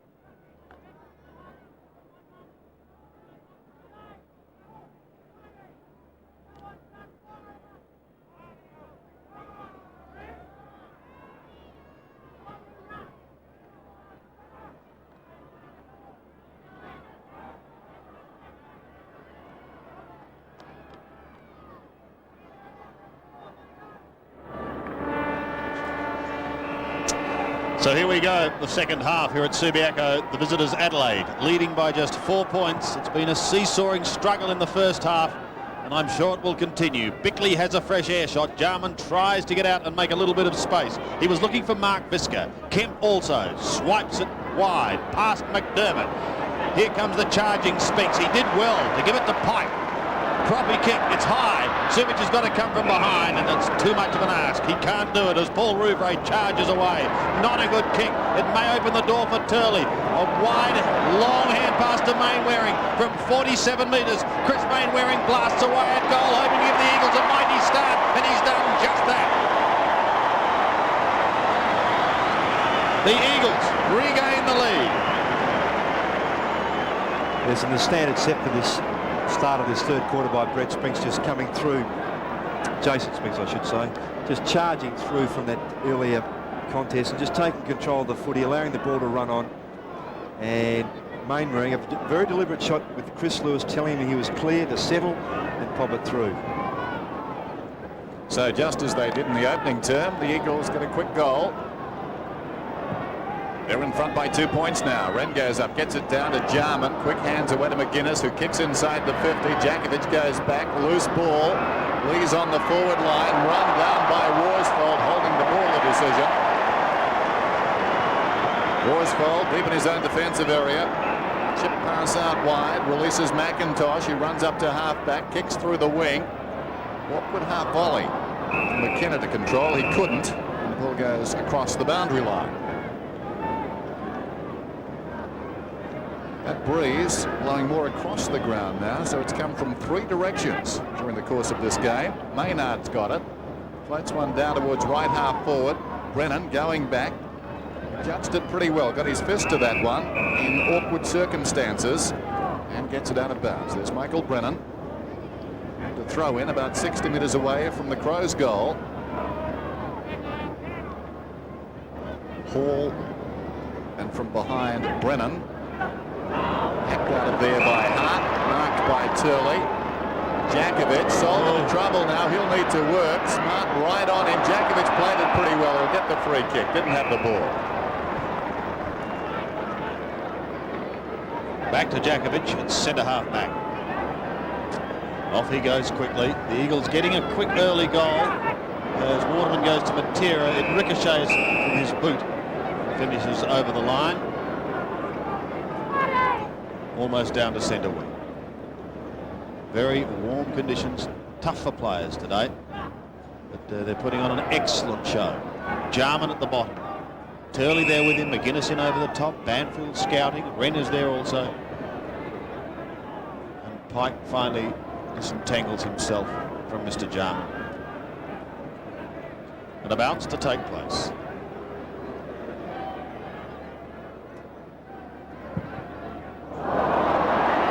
Wren has an error.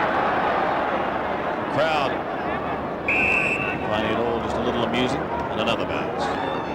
Pike in a headlock.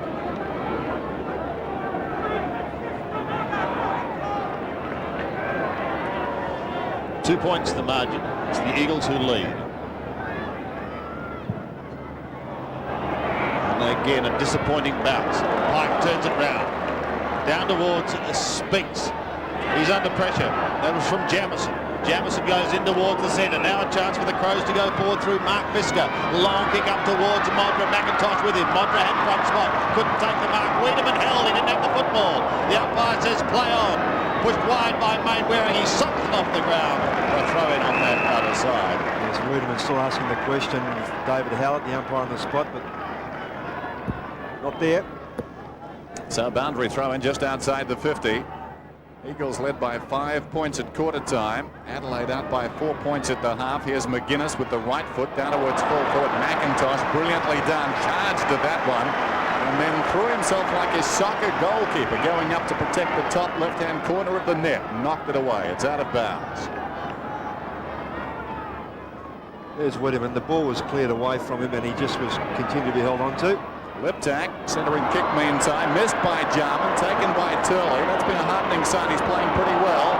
On the outer side, Mainwaring pleading for a free kick, nothing doing. It comes across to Maynard. Maynard floats one down towards full forward. It bounces behind McIntosh and Modra. Over the top, Worsfold. Content to thump it through for a behind. If we think back to late last year, when these two sides met on this ground, Worsfold cast in the role of a forward and booted 3 goals. I remember Wiedemann came on the ground to mark him. Brett Spinks off for the Eagles. Ryan Turnbull coming on to centre half forward. It goes hard towards the outer side. Maynard blanketed out of that one. He's going to get a free kick. Rightly so. It's on right half forward. It goes short. Some loose checking. Tony Hall is just inside 50.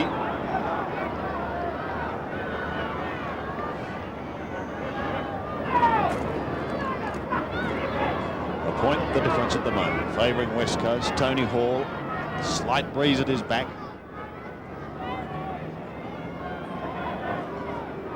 Made a great return to Adelaide. It's from 51 or 2 metres. It's a lovely looking kick off the boot. And he has tied everything up. Just under 16 minutes remaining, third quarter. 7-7 apiece. McIntosh to bring it back into play. Ignores the lead of Banfield and goes long towards Djakovic. He's got to beat a couple, including the tallest man on the ground at the moment, Sean Wren. Just as well he dropped it. Sutton. The big man goes long. Lovely kick in towards full forward. Modra was a flyer, but up before acceptances. And the behind is again conceded. Adelaide leads now by 1 point. Waterman to bring it back into play.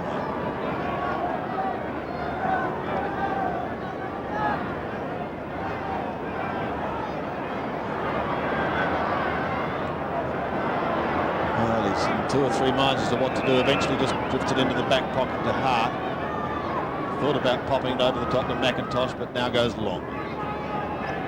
Towards Wren territory once again. Wiedemann is also there. The Weed has it, caught, loses it, it spills free. Kemp tries to dash through. He's still going, Dean Kemp. Good work. He went in to try and get that football out. So too did Djakovic. Here's Jarman quickly onto McGuinness, handled like a hot potato. May lose it, although Jarman can help him out again. Just pushing the ball along in front. Careful Jars. It spills free now. Wren is in there. Tries to get away from Hardy. Short and over the top it goes. Inside 50 for the Crows. Hart towards the boundary line. They'll be more than happy to see it over with Tony Hall in hot pursuit. And a throw in on that outer side. Michael Malthouse finding things rather tense early on in the 94 season. Throw in outer side. Hall directs it down, taken by Kemp. Djakovic out of mid-air. Comes across the ground. Matera and Tregenza. 2 of the speedsters of the AFL. This will be interesting. Well, not quite. Something of an anti-climax there. Out of bounds. Boundary throw in down towards left half forward for the Crows, who lead by a point. Uncompromising game of football, this one. Now whistle. And the free kick is going to Harding. Len was holding on. Paul Harding always a willing worker for the West Coast Eagles to Worsfold, who kicks it down towards half forward. Turnbull's in front. It runs free behind Lewis. Needs to get this one. Kicks and misses again. He's missed a couple like that. Not his best. That shot at goal on the run. Interesting the contrast between Lewis missing one there and Hall missing one at the other end. No histrionics with Hall. A consummate professional. Lip tack off with the Crows. David Brown on, been picked up by Hart. Wren, terrific mark. Rouvray going straight down the middle. Quick hands away. Releases McGuinness. Out he comes towards centre wing. Tony McGuinness now looks for Modra. Modra with the closing speed of McIntosh bearing down him. Once again, McIntosh prevails. It's taken by Djakovic. It goes across the ground. Bickley closes down Kemp, slaps it forward. Chance for Mainwaring, he missed it. Wiedemann going towards goal, and Ross talked about that at half-time, but Brown's got the ball, and he's got a goal. Brown gets his second. Crows by 7 points. How timely a move, a change by Graham Corn to Liptak coming off for Brown to come on just 45 seconds ago. Gee, what a telling effect. A bit fortuitous there, Mainwaring just going without the footy. A few taps and misses, and then a tackle by Mainwaring just a smidge too late. A great goal there by Brown. What a lifter.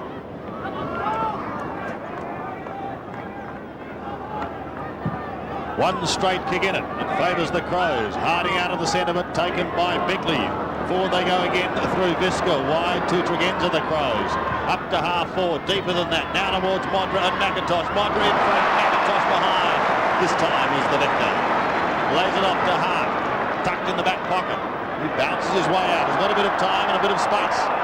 Towards the half-back line. Kemp. But it's coming back down. And it's going to be a relayed free kick anyway to Kemp, even if he hadn't taken the mark.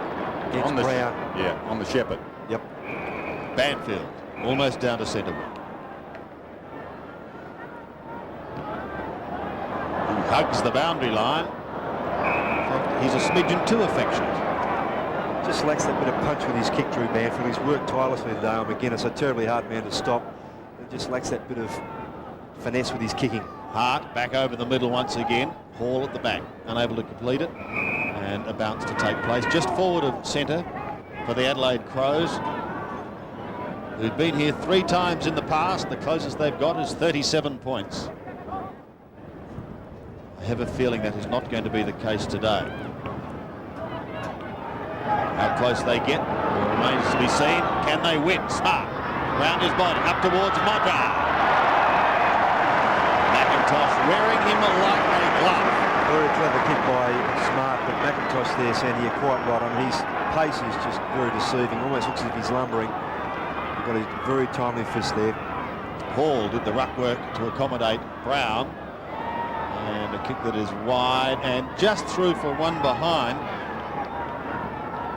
Rodney Maynard jogging back after just being off target. 8-9 plays 7-8.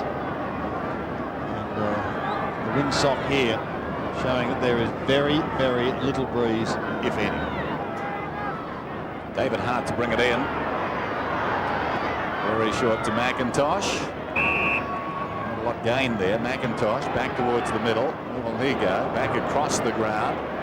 They've got the numbers out there. Numerically, they're strong, and they're strong in the air as well. Jakovic, a terrific run. Manwaring was waiting down. Manwaring now runs on. Takes the ball forward at half-back and kicks down towards half-forward. Turley and Lewis in best position. Runs free behind, taken by McKenna. Where's Sumich? He was slow to go. The ball is fed wide. Now Wilson's got it. Sumich comes this time. Again with no conviction. And Rouvray takes the mark. The Jarman. Across the ground. Rebound opportunity for the Crows. If McDermott can control this. Now he's got problems. Too nimble was Pike to Matera. Look at the acceleration there. 55 metres out. He stabs it into Turley. Oh, what a marvellous kick. Yes, the persistence on McDermott there was very good. They knew that he wouldn't have a clean possession. He tends just to fumble a little bit when the ball's at his feet. Just a little bit stiff-legged. But a great kick there by Matera. Great vision. And Turley working off Jarman. Big play in the context of the game because Tregenza was on down the ground. But Turley misses to the far side. Liptak to come back on for the Crows. Turley's been better this afternoon. He'll improve with each run, no doubt. 6 points the difference. Maynard's got it, left half back. High to the wing. Watch out for Smart. It's tailor-made for him. Up he goes over the top. Couldn't hang on. Jarman just bounces off Wiedemann. Wiedemann glares at him. I wouldn't push off him. McGuinness over the ball. In trouble. Brown's got it. Tregenza needs support. Well, trying to make something out of nothing. Harding battles on for the Eagles. Ran in trouble. Stood up in the tackle. Tregenza's got it now. Goes with a high kick up towards Modra and McIntosh. Backing into them was Johnny Worsfold. Waterman will be first to the football, may concede it behind and does. Well, there was some heavy work there, and one man who was slow to get up was Tony Modra. We've got him in an area that's very hard to protect there, as we see Rashudo coming off for Liptak. He might come out of that all right, Modra, I think, once the pain subsides. Worsfold has it in the back pocket. Floats one towards half-back. Tregenza sits and waits for it, and then it does a Shane Warne away from him. Worsfold's not okay either after that clash. He's favouring that left leg. He's trying to be brave at the moment, but I think he's hurt as well. Worsfold, Modra still in the hands of the trainers. So certainly keep a very close eye on that. He is not right. It's a hard man is John Worsfold. Yeah, Worsfold coming through, eyes on the footy, courageous stuff. Both players had to go. So with just under 9.5 minutes in this third quarter, Modra in trouble. Worsfold not 100%. Wren couldn't take it cleanly. Here's Turley. And out of bounds on the full. Chris McDermott to take it. Modra still not up. Got to come back over there, Mark. That's why the umpire is blowing his whistle. Chris Lewis is standing in the correct spot. And the question is how long. They're calling for a stretcher now for Modra. Well, this is dramatic.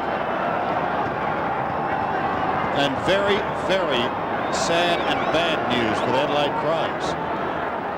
I'm sure that Neil Curley will be able to check out just what has gone wrong and the extent of the injuries, but the stretcher has been called for. It's coming out now. But he stood up for a moment or two, but now Ross... Yes, well, I did say that I thought he would be okay once the pain subsided, because once you get a hit in that area, I mean, sometimes the pain after a few minutes does go away and you're okay. Let's hope there hasn't been a rupture or something similar. Watch it once again. The left, or the right knee, I should say, of Worsfold just collecting Modra in the groin area there. No intent whatsoever. Gutsy effort by both players to go for the footy. Yep. So proceedings shall be delayed. It looks as though he can get up by himself, and that's good news. The only way you perhaps might protect yourself in those situations, Sandy, is to perhaps lift your own knee when you're going for a mark. But when you're just trying to jump initially, it's very difficult to get that protection. You're so intent on the football. And you don't expect the other guy to come back with that sort of conviction, do you? Correct, yep. Well, in the meantime, there are a couple of changes being made. Now, I get the feeling that he is rather determined to stay out on the ground. The doctor wants him off. And the doctor's just as adamant that he departs for a moment or two. In fact, he is going to. The doctor has had his say. Yes, Brett Spinks is back on for the Eagles. He's going to full forward. Well, Neil Curley has just informed us that it is a rib problem, which is interesting. The extent of that, we shall just have to wait and see. Now, where's he going off? He's headed for the boundary and not the interchange gates. In fact, they're kicking it just over him. I don't think he knows where he is, quite frankly, or where he's meant to be leaving, because he hasn't had to go through the interchange area before. But nevertheless, play goes on. Sumich and Wilson both contested. Tregenza comes out the back door towards McDermott. Despite the Matera attention, he gets his kick up towards centre wing. Wren is there. Plays on quickly to Jarman. The advantage paid. Jarman up towards full forward, and a fine passage of play as this time Modra leaves the ground in the correct area. While he does that, Rashuno goes back on. Lee has the football 35 metres out. Yes, with Brett Spinks coming onto the ground to replace Turnbull, he's going to full forward. Sumich out to centre half forward. There's the kick. And looks pretty good. So another goal to the Adelaide Crows, and the first for Scott Lee. And naturally enough, not a big goal scorer for the Crows is Scotty Lee, but he has played some effective games in the forward area, particularly across half forward. He's lively, he's strong at the football, only 16 career goals, now 17 in a career of 67 games, so it'll be interesting to see his endeavour up there. He'll certainly have a go at it.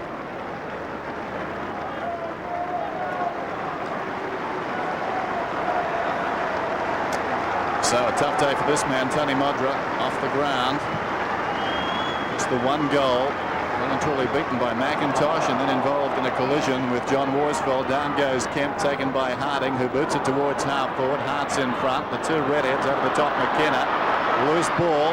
Both the Eagles wanted to shepherd. Sumich soccers it forward. The Crows have got the numbers. Rouvray deep in his own defensive area, did well. Jamison sold. Liptak really into trouble there. Jamison comes back from the Liptak hand pass, and I suppose that's about the best they could hope for. It was a good shepherd by Hart on Sumich to give Rouvray a chance to pick the footy up. Throw in just outside the 50. Harding and Wren. Harding, clean possession, boots it forward. It runs down towards full forward. Spinks comes up. Can he control it? Does brilliantly. Well, you saw what happened. He reacted a little more quickly than Pike did. Half chance, goes begging. Modra looks on. Neil Curley is down near the dugout. Neil? Yes, it's a severely bruised upper chest area. You don't quite know with these. He's reasonably relaxed down here, but it doesn't look real good at this stage. Well, it does for the Eagles. Mainwaring's got the ball just inside the 50.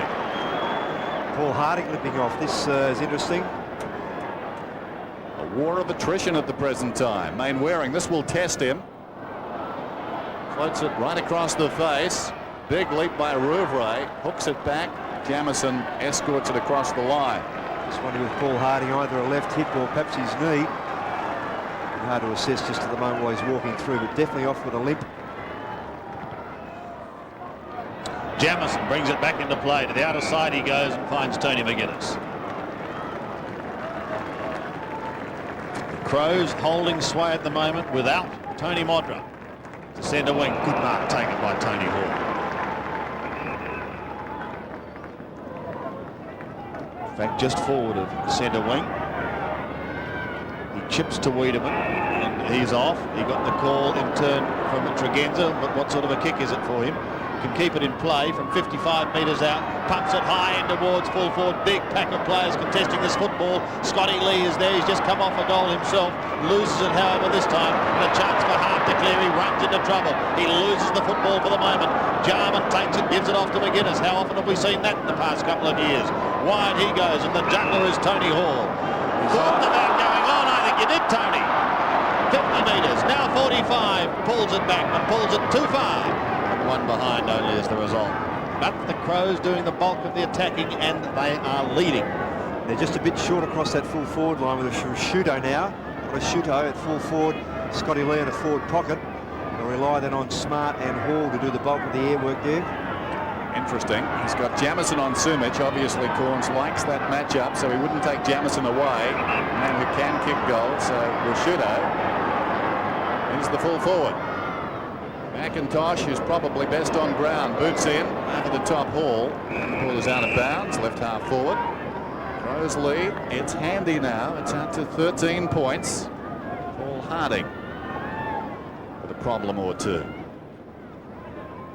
Low scoring affair, but a terrific game. McGuinness starting to have an influence now from 60 metres out, goes down towards full forward. Out comes Rashudo. With him is McIntosh, and Rashudo gets a free kick.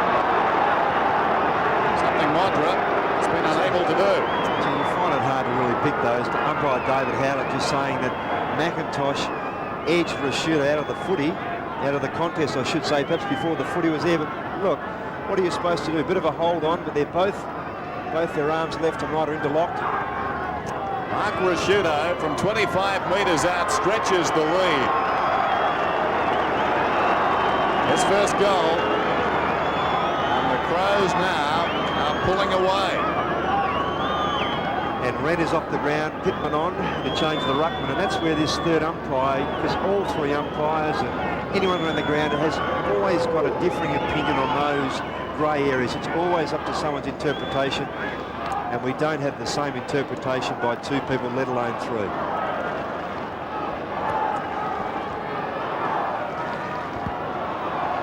A very critical stage of the game now for the West Coast Eagles. They're looking down the barrel with 5.5 minutes of the third quarter to go. The Crows could get a run on. Visca down towards it. Brown can't take it cleanly, but is going to be paid the mark.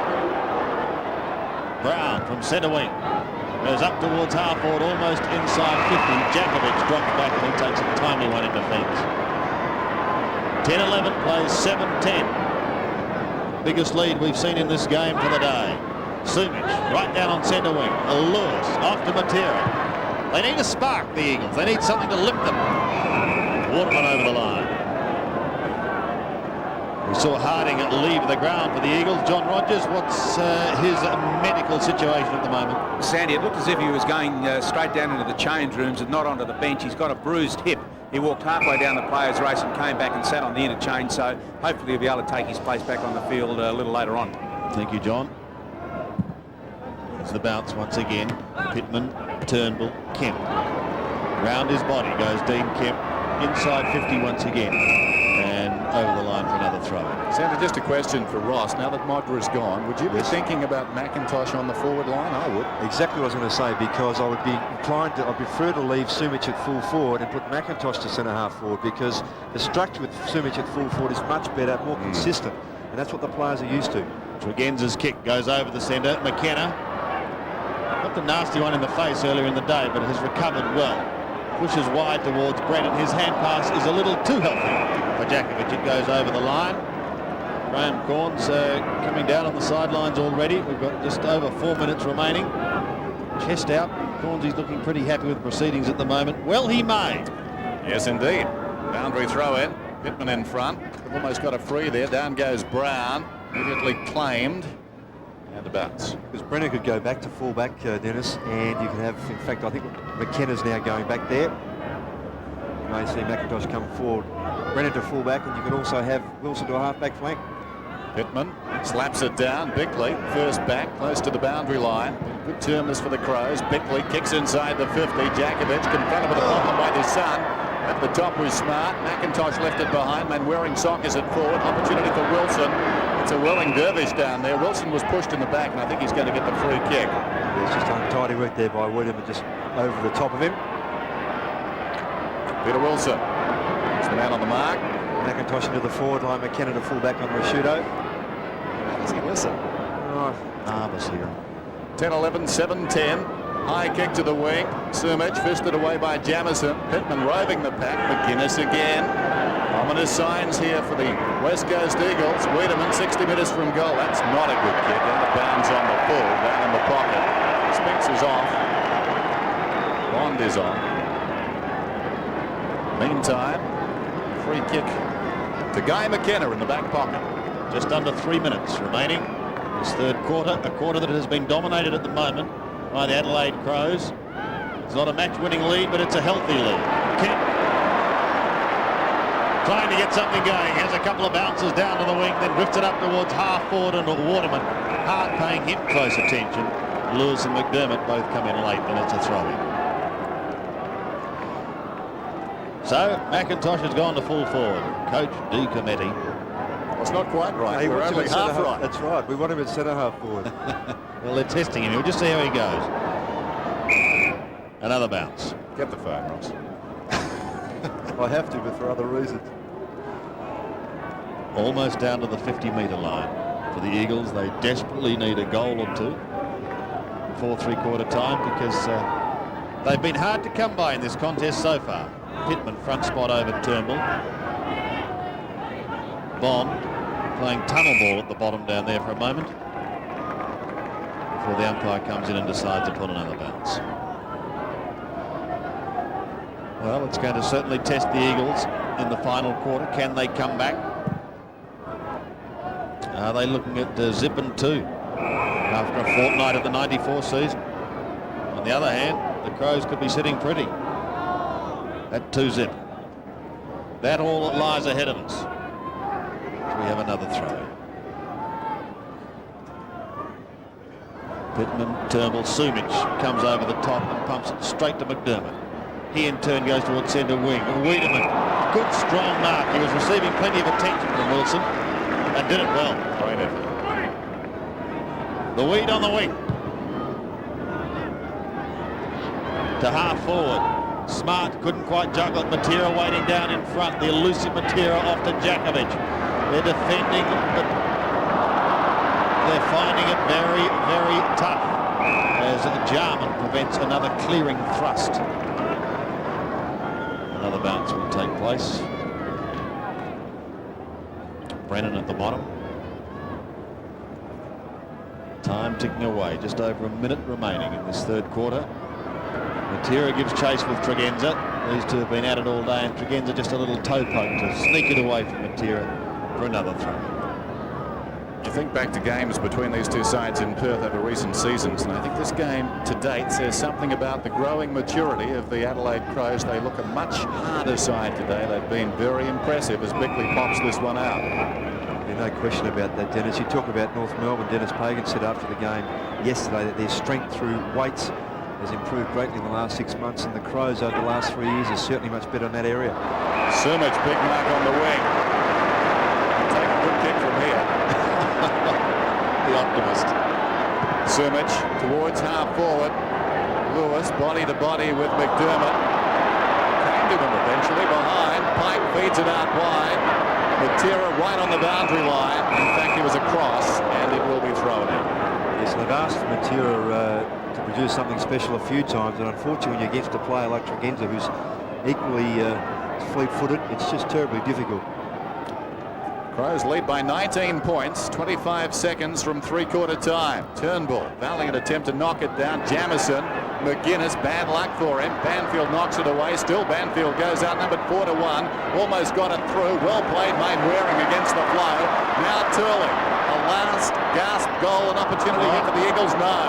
It was well done by the Crows. McDermott kicks to the outer side, aided by Jamieson.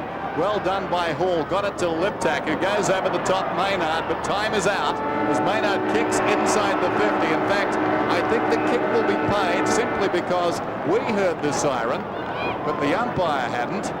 Certainly that ball was in flight when I think the umpire heard the siren, so Rashudo will take this kick. Correct. He'll kick from right on the 50. Very important one too. Long kick, but he's off target.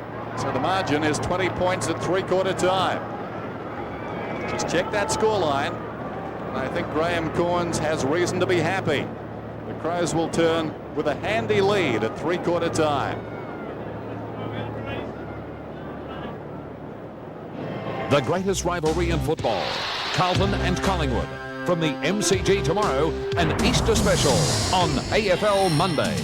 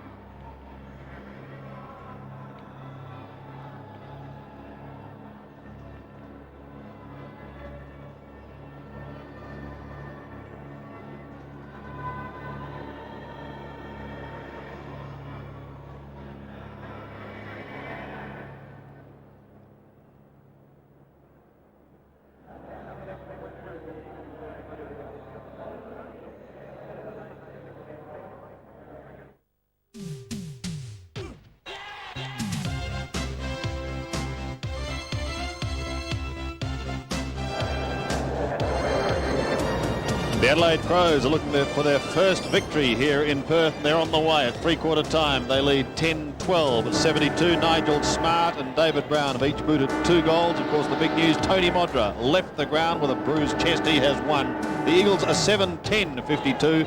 Peter Sumich has been their main contributor with 2. This match is part of the Foster's 1994 AFL Premiership season.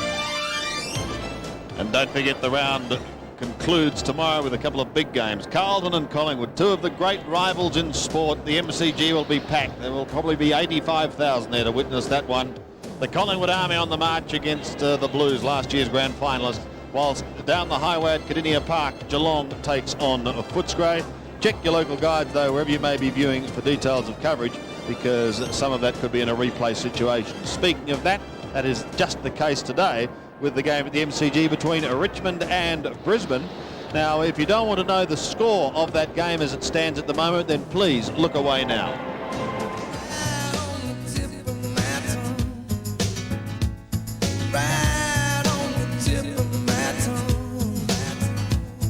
And I know that many stations will be taking highlights of that game at the conclusion of this one. But once again, check your local guides for details. Well, John Rogers and Neil Curley are down there on the boundary line. John, I wouldn't be surprised if Curls is starting to get just a fraction of a smile. Mate, my right ribs are as bruised as Tony Modra's, the way he's been giving it to me through this game. But, gee, it's a tough game of footy, Sandy. It really is down here. Paul Harding's limping, so his hip may be a little worse than we thought. But the Crows are applying enormous pressure to the Eagles, and there are just so many of the Eagles players at the moment that aren't standing up and being counted. And there's no one there that seems to be able to, there's no spark, there's no life, there's nothing in the Eagles at the moment, and no one seems to be capable of turning this game around. Not so for the Crows, though, Neil. No, well, John, this is the area where the Crows have improved, particularly this year, is they're hard in close work. And the Eagles, I remember watching the Eagles early days. You know, they suffered in that area. The Crows now have learned that they can apply pressure, and that was a good, hard, tough quarter for the Crows. It was indeed. The Eagles with a job ahead of them, Sandy. Thank you, gentlemen. As we know, it's never over until the fat lady sings. She hasn't started yet. Is this injury going to prove very costly for the Crows? Time will tell. And David Hart a bit probably too, Sandy, cross half back. He's just trying to get himself mobile. So here we go, final quarter at Subiaco, and it's the visitors leading by 20 points. The Eagles have the job ahead of them as Wren starts on the ball. Jarman, you did throw it, Andrew, and he knows it. Pike to take it, off towards Heady. They get the first goal. It could well give them the lift they so badly need. Down towards the half-forward line, Sumich is on a straight line. He continues, and then he asks the question, and he's still asking it. To no avail. But it's in the Eagles' attacking zone. A very warm day for those of you who've joined us late. Temperature around 26, 27 degrees, and really no breeze to speak of for the players to cool down. It's been tough. Rouvray wide towards Tregenza and Matera. Well, these two racehorses have been at it all day. Matera, just so fantastic to watch when he's going, and he's still going. Lewis gives a little ground. Hurried kick by Banfield. He kicked one in the first quarter. Bond is down there, can't do anything with it. They've still got possession. A snap, a high snap by Turnbull. They've got the start they wanted. Ryan Turnbull kicks his second. Will that breathe new life into the Eagles? 8-10 plays 10-12. Yes, he's on the ball, but his mobility could prove a factor here because he hasn't been on the ground as much as his teammates. It's just a half so far, and that tap coming out looked to be from Liptak, just putting the Eagles back in favour in the forward area, and a good snap by Turnbull. Terrible play by Simon Tregenza on the far wing. Had to get goal side of Peter Matera. Graham Corns would be pulling his hair out when he watches the replay. Banfield tries to soccer it or kick it or move it somehow towards the wing. He didn't do very much of any of that. McGuinness goes to half forward, but Brennan's in the road.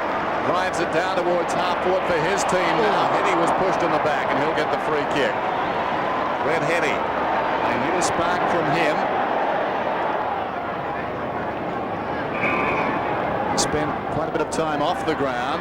Kicks down towards the 50. Courageous effort down in front by Bickley. Again, it's Matera inside the 50, across the face and to behind. 8-11 plays 10-12. So the Eagles have generally started the quarters better than the Crows, and they're doing it again here. Rouvray straight down the middle.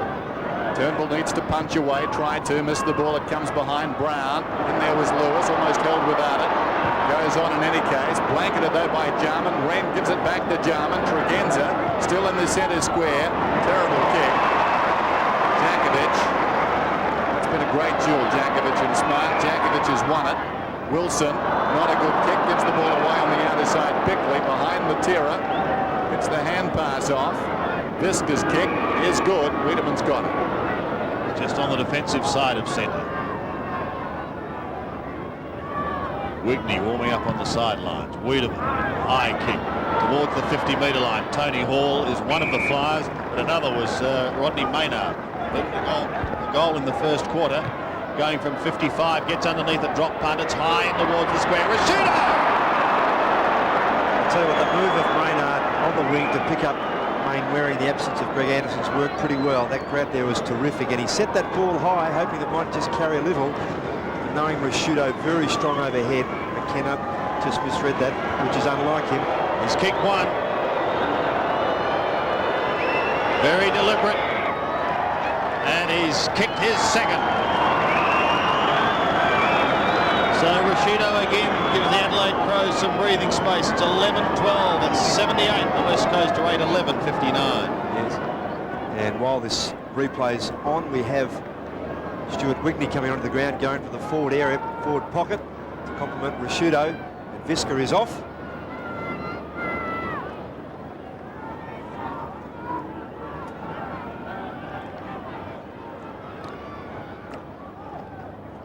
Crows lead by 19 points. Quite obviously the Eagles can't trade goals. Turnbull's hand pass headed for half forward. McDermott slipped over, gives it to Jarman, to Bickley. Well worked out of the middle. Bickley down towards half forward. Hall, always the one grab player, and again there, 55 metres from goal. Tony Hall wanders off the ground. Hall, McKenna encroaching. Well, that's a real non-decision there. Either it's 50 metres because he came over the mark, or he played on, you would think. Comes back to Hall. Funny one. 11-12, 8-11. Hall. Rashudo fancies himself as a Modra. Dropped it. Away comes Hart. Back towards the wing. Heady's in front. Good strong grab. Red Heady. Goes down towards half forward. Spinks comes on a lead. Lovely kick. Hit him on the chest. And McIntosh and Sumich both operating inside the 50. It goes down towards Sumich. Got a fingertip to it. McIntosh behind. Here's a chance for Lewis. He's missed a couple of goals today. Dragged off the kick. This one slides across the face towards the pocket. And Rouvray quite content to just help it across. Just under 16 minutes remaining. Tony Modra remains on the bench. Johnny Worsfold going back to pick up Rashudo too, with Brennan picking up Wigney in that full forward area. McKenna onto Hall. Rashudo having kicked a couple of goals since going down to the full forward line. One in the third and one in this quarter. Crows holding sway. The margin 19 points. They're going to have to come from behind, the West Coast Eagles, on their home turf.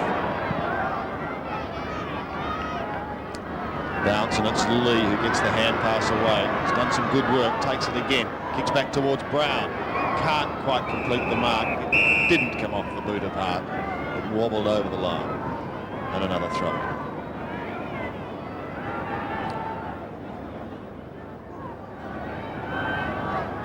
From the throw-in, Wren beaten on that occasion. Mainwaring working hard, does get the football out. McGuinness' work rate has certainly lifted in the second half. He's been one of the sparks that Adelaide has been able to utilise. Wiedemann gives it away to his teammate there in Jamison, and now Jarman. Tregenza Gets out of the tackle, but he loses the football at the same time. A cry of ball goes up from 26,000 West Coast fans. But a bounce will be the final decision. And Andrew Jarman saying to Tagenza, give the first option. Instinctive footy, don't try and break tackles. Almost down to the 50-metre line for the Crows. Bounce that will favour Wiedemann. Towards Maynard. Jarman. Almost an active ballet there. And eventually went to Kemp and Mainwaring. Over centre wing. Lewis decided to wait down, and the mark's taken by Rod Jamison. Short to Bickley. Mark Bickley on centre wing. Goes in towards Tony Hall. Smart is waiting at the back. Spoons it out nicely to Brown. Oh, here's danger. The sprinting Wren chips towards Rashudo. Not paid the mark. Worsfold now charges away. He's under enormous pressure. Does get the handball out over to Turnbull. They're out of trouble at the moment over centre wing. That's a very long kick. Turnbull's been a handy player. Liptak comes to meet it. Couldn't control it. Ricochets back to him. Jarman, who's been quietly effective, uses the ball nicely. Bickley stretches the West Coast Eagles now. McDermott, right centre wing, down towards right half forward. McGuinness running out of space. It bounces over his head. Banfield's got problems. He's got the boundary line to assist him, and just as well. And a throw in about 60 metres from the Crows' attacking goal. But they're looking the better side, the Crows, with just over 13 minutes remaining in the contest. 11-12, 8-11, thrown in. Turnbull slaps it forward. Wiedemann meeting the sandwich. Maynard somehow got through there to Hall. This will be interesting. Tony Hall's kick is a shocker. That could have made it very, very awkward for the West Coast Eagles. He failed to score. A real test for the players. Quite a few of them now. Hands on their knees, bent over during any break. Again, evidence there, but as soon as it's on again. They start to move. Jakovic has the ball. Quite a few players moving for him. Grandstand side. Hetty is one of them. Up he comes on a searching lead. Got hands to it. He hurt Wren with his boot as well. Jarman again works hard. Whistle. Jarman's getting the free kick. He was taken over the shoulder. Wants to go. No, it's going the other way. Well, the umpire did point in the wrong direction. So Kemp's got it. The umpire, aided by 52,000 eyes, able to make the right decision there. Specs forward of the centre circle. Kicks inside the 50. Sumich, fingertips to it, goes back, kicks with the right foot, it bounces once and misses to the right-hand side.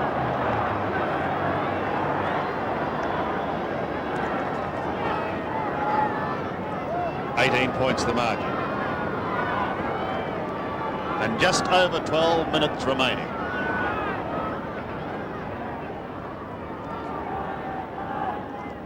Hart brings it back into play. Long kick towards his big man in Sean Wren. So much expected of him this year. Lewis couldn't take it. Jarman had it and lost it. Wren again. The big man's done extremely well. Bickley takes the hand pass from Lee. Forward go the Crows again. Up towards the 50-metre line and over it. Past Whitney it goes. Rashudo now has got to defend and try and get it back again. It finishes with Wilson. Goes with a high kick towards centre wing. Out comes Mainwaring. And he takes the mark in front of Liptak. Centering kick in towards half forward. Kemp's got it. 1, 2, 3. Fine grab. On he goes quickly. A little chip up to the half forward line. Henny is his man. Well, they need a couple of quick goals. 18 points the margin. 3 straight kicks the difference. They were very lucky to get that back, Sandy, because the Lewis, not wanting to handball across half back from that kick out, just turned the ball over, as they say, and it could have been a Crows score down the other end. With some great work by his teammates to get the ball back again. Fairly quiet day for Brett Hetty. This is kick number 5. He did boot 1 goal in the second quarter. This one is a very important kick. It's coming back. It is coming back, and so the Eagles.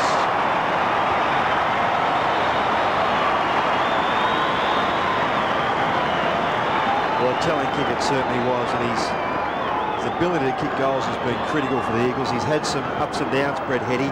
injury and form-wise, but the effort here by Kemp just outstanding, and it needed a good finish to give them that lift, and he gave them that.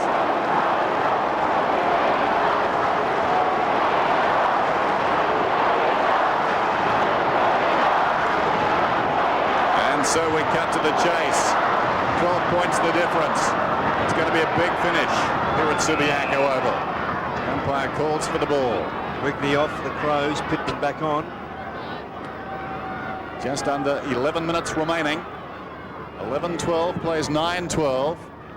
Turnbull goes up and wins it down again. Lewis missed it. Beckley didn't. His hand pass not all that effective. Turnbull goes again. Taken by McDermott across his body towards half forward. Slapped on by Pittman. Great desperation from Brennan. Picked up by Maynard. Knocked onto his own advantage by McGuinness. McGuinness heads towards the boundary line. Running out of space and time. Lane Waring there for the Eagles. And it will be thrown in. Michael Malthouse, his 101st game as coach of these Eagles, looking for win number 70. From behind Lewis. Beckley left unattended on the ground, left the ball behind as well, held what he didn't have it. A free kick and a bounce. A bit stiff there, Mark Beckley. You wonder how they missed some of those. The umpire, that is. The ball hasn't been bouncing all that high today. It's lush turf. Again there. Not much height in it. One down by Turnbull. Lewis. Pike. High kick towards half forward. Spinks camped in front. Jamison intent on destruction from behind. Taken by Bond to Heady. Can he kick another one? Heady measures the kick. 40 metres out. It's good. He's got 3. A goal in it at Subi. It's a great persistence by the Eagles here. They've just kept pushing forward. As Dennis said 10 minutes ago, there's a heap of tired players out there, hands on hips and knees. They're persistent to rush forward, and Heady, who's had some time on the bench, perhaps fresh there. Bond also, a good handball seeing Heady free. And as the crowd now gets behind the Eagles, as you'd expect, certainly not over yet. Greg Anderson looks on. A late withdrawal from the Crows lineup. One straight kick the difference. Turnbull goes for a belt, off the kick, wide to Mainwaring. The West Coast Eagles coming home with a wet sail. Mainwaring just gets his kick in time from the fast approaching Wiedemann. Up towards half forward. Sumich, no mark. McIntosh tries to get the hand pass away. Lewis in towards goal. This to tie it up, and he's done it. Scores a level here at Subi.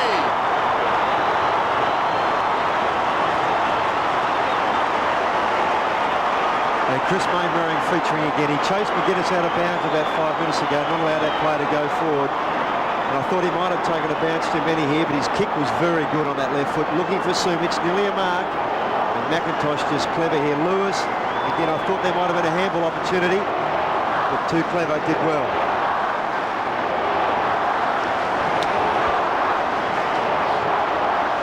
And so the West Coast Eagles doing to Adelaide what Essendon did to them last Saturday, getting a string of goals and making it a very open contest again. Heady couldn't control it. Lee against the flow, kicks it down towards half forward. A testing time now for the Adelaide Crows, who came behind the pack. Jakovich like a bull, tried to force his way through. Jarman back to goal, loses the ball, taken by Matera. Plenty of options. Not a particularly good hand pass, but played it into the path of Banfield.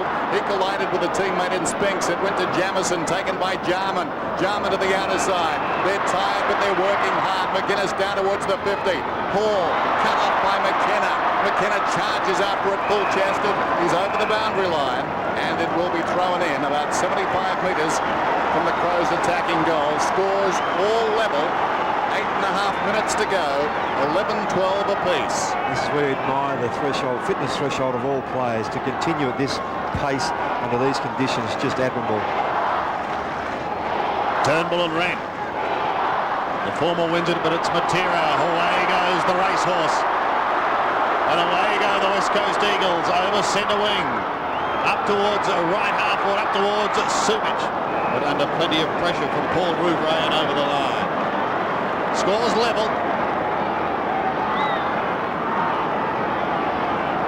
And yet another thriller. As people watching in Adelaide, you'll be on the edge of your seats, and the news is that Tony Modra is about to come back out onto the ground. He's warming up on the sidelines. And here's Matera. A long bomb in towards Sumic at full forward. No one able to take the mark. McIntosh back there with him as well. Rouvray providing the opposition. And here's Motra on the sidelines. What a big finish we've got here at Subiaco. Has to be something of a calculated gamble, doesn't it? My word. Considering the extent of those injuries. Snap smothered. Liptak working hard. He loses possession. Heady again! Oh! Come on, Brett Heady! And he's doing that with 3 in the final quarter and 4 for the game. The Eagles hit the front. Well, he's that sort of player, Brett Heady. He's been out of the games I mentioned, and no better come back to lift your side with 4 final term goals for a total of 4 for the game. 3 final term, I should say, 4th total. And his effect, even though he's only had the football probably 10 to 11 times, to kick critical goals like that just so important. Fantastic effort by the West Coast Eagles. They lead by 6 points. Wren goes up, beaten again by Turnbull, who's had a pronounced influence on this game. Whistle and the ball up, and now McIntosh is going back. He'll pick up Modra. Crowd like that. Well, Heady's firing on the forward line, so perhaps they're not really hurting themselves on the forward line at the moment. And with Heady firing, it makes Sumic more lethal. Over the ball is Lee. Sliding in was Matera. Well done by Lee. Got it to Tregenza. Tregenza's floater back towards midfield. A real contest. The 2 number 9s. Hall knocked it away from Wilson. McDermott's over the ball. Will have a whistle. So a bounce 12-12, 11-12. Yes, McDermott did try to get the ball out. It stuck and dragged back in. McDermott from the contest. Kicks down towards centre half forward. And McKenna is going to get a free kick. Too severe by Tony Hall. Off he goes to Djakovic. He lopes out of half back. The Eagles coming from behind. They've snared the lead. Can they hold it? Tregenza pumps the Crows to half forward towards Smart once again. Pushes it down in front for Wiedemann. Here goes the Weed.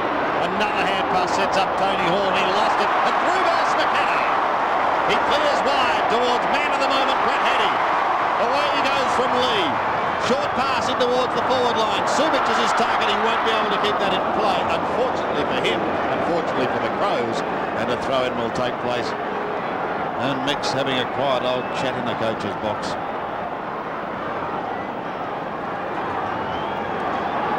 6 minutes remaining. The Eagles by 1 straight kick. But they do have it in their attacking zone. Wren pushes it down towards McDermott. It's a clearing kick, but it goes straight into the chest of Ryan Turnbull. It came from Jamison. And Turnbull is going to pump it back. He had Pike on there for half an hour and he just elected to ignore him. He was pointing somewhere else, but it didn't matter. Pike was within 40 metres of goal. Now the worried look is on the face of Graham Corns. I think Ryan Turnbull was listening to you there, just looking at his facial expression. Well, he's a long way from home. 65 metres. Gee, that's a big kick. Into the square and over the back it goes for 1 behind.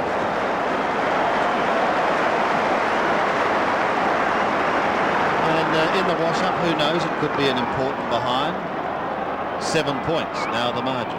Rouvray kicks off. McGuinness will have to work here. He's outnumbered 2-1. Boundary line is close. McGuinness crosses that boundary line under pressure. And the throw in. Well, to make it a foot race on the kick in with a man like Matera is always a little bit chancy. Wren knocked it down. McGuinness knocked it forward. On his knees, Jarman. Heady again out of the congestion. Down towards the 50. Free kick is paid to the Crows. Advantage is now paid. Jarman's got it. Across it comes to Liptak. Up through the middle. He kicks towards half forward. Little push. Djakovic goes back and takes the mark. Well, the longer this game has gone, the better he's gone on Smart. Very good player, Djakovic, as he was last week. Out to Hart. Hart runs off half-back, kicks towards the wing. Spinks comes on a long lead. Spinks has it, a long way from goal. Sumic offers the lead. Spinks goes for distance. Bond has an opportunity behind. He didn't realise it. The ball bounced alongside him. He's just on the ground. Meantime, Jamieson hand passes wide. This is Visca. Mainwaring hangs off him. Not a bad policy. Visca heads for the boundary line, runs it across. Just over 4 minutes remain. And the West Coast Eagles have come from behind. They trailed by 20 points at three-quarter time. And they lead by 7 points now. McGuinness. A long kick up to half forward. Smart the flyer from the side. Unable to complete the mark, and he goes to ground. So too does Tony Hall. Wiedemann had it and then lost it. Wilson ripped off the football. Jarman caught. Oh, what a great finish to what has been a great game. Ran off, Pittman on. Wren is had it. A couple of great tackles here. Wiedemann on Wilson, and then Pike. Worsfold, I beg your pardon, on Jarman. There's the bounce. There's another good tackle, and again it's Johnny Worsfold working hard to the end. Time enough for the Crows if they're good enough. 7 points the margin. Pittman with the left hand. Wanted Brown, couldn't find him. Lewis a touch, but that was all through. Comes hard. Steam's clear. He's still got plenty of movement in his legs. Up towards half forward, a little too wide, however, and it goes out of bounds on the full.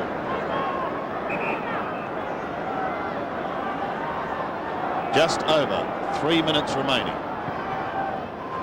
Jamieson towards centre wing. Hard again. Still, as I said, plenty of run. Has Subic got it? Can he get there? No, he can't. And it's over the line. Paul Rouvray sees it safely in that position. Just on 3 minutes remaining. The Eagles by 7 points. Boundary throw in. From behind, Jamieson looking to reach over the top. Banfield dragged down. Kemp fell at his feet. One of desperation. Jamieson tries to slap it out. Bickley to McGuinness to Jarman. Nicely worked. Prosciutto across the goal face. Now Tregenza tracked this time by Matera. Generally, the roles have been reversed. Tregenza pushed off it by Matera. Matera beat him one out. Two wizards. Two pacey wizards. How about this? Matera slaps it out to the boy supplied by Lewis. He shrugs the tackle of McDermott. Kicks inside the 50. Bounces down towards the pocket. Subic can't control it. He's not a Matera. And it will be thrown in the pocket. 2:24 remaining in the game. Listen to that crowd there. It's virtually a standing ovation for Matera's work. Tossed in. Reaching over the top, Spinks. Back across the boundary line, but of course the clock stops. Just over 2 minutes. Right forward pocket for the Eagles. The Crows must get it down the other end and score at least a goal if they're going to have any chance of either winning or tying this game. That has gone out on the full.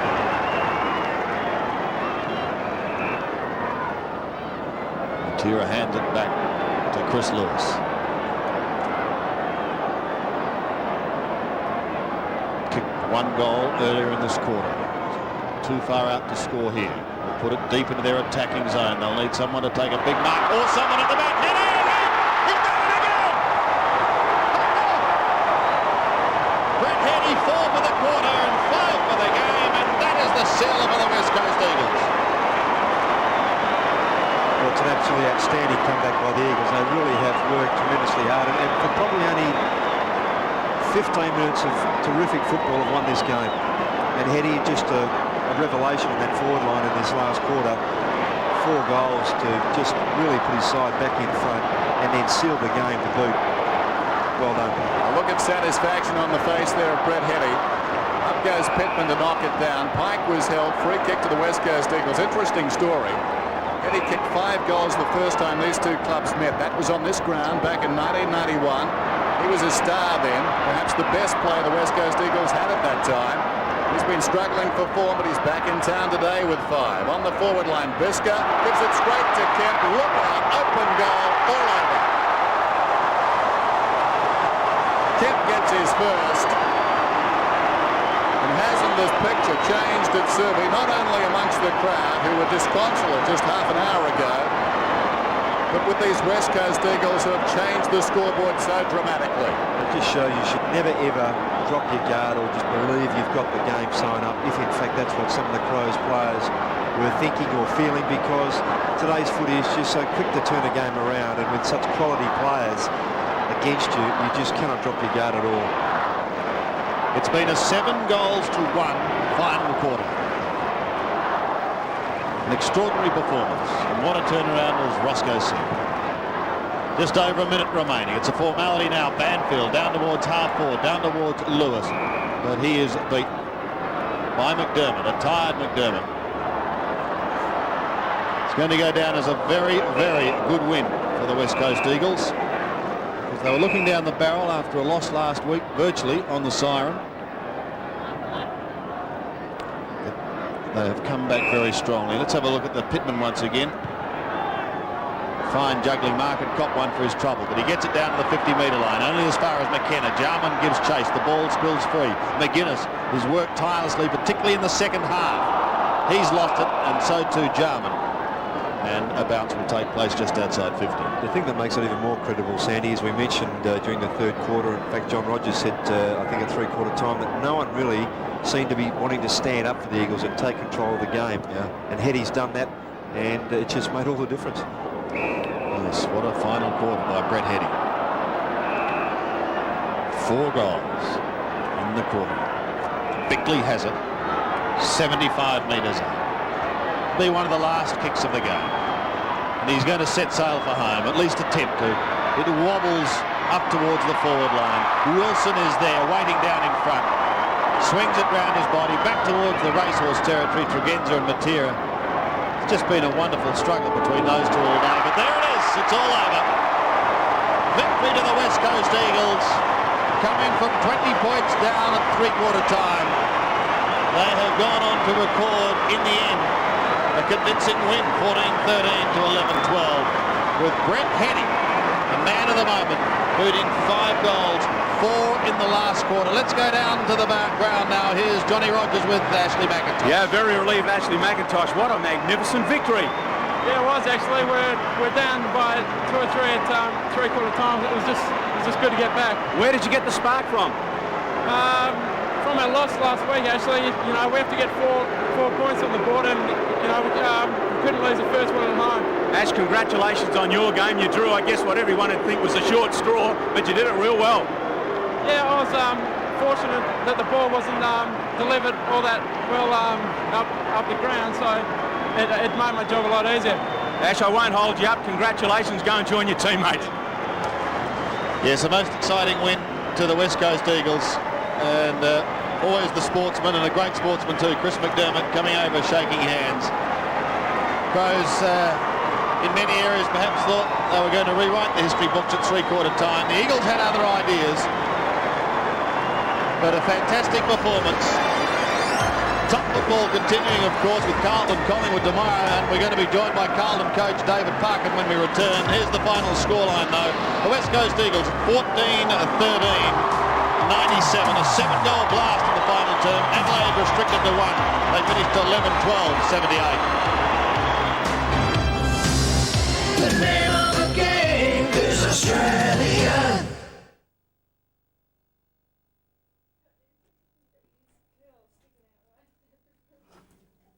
What if we put this foot forward?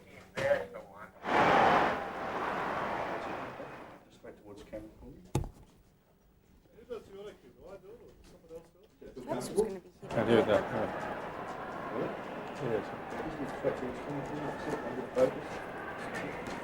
That was beautiful though.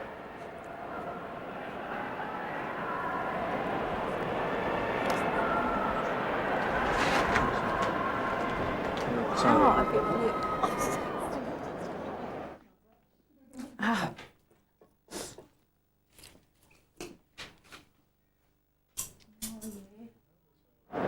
I wonder if David can hear us. I can hear you well. Where is David?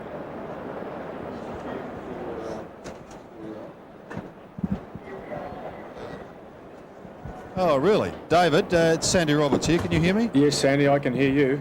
Excellent. I'm sorry to interrupt your Sunday afternoon. You just interrupted the footy by blowing the siren. Yeah, good game, mate, wasn't it? Oh, yeah, very good. Yeah, good. Great game. I've got Ross Glendinning here with me too, David. We'll just have a Dave, how you going? general chat. Yeah, good, Ross. Yeah. Good on you. Now, can I just check when we're up here, mate? Yes.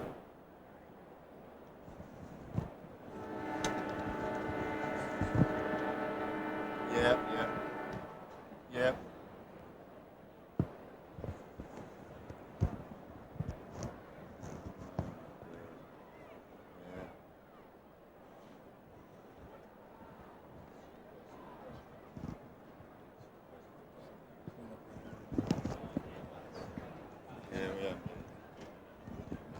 Oh, yeah, that'd be what it is. Oh, great. Single first. And then Ross. Single shot first. All right.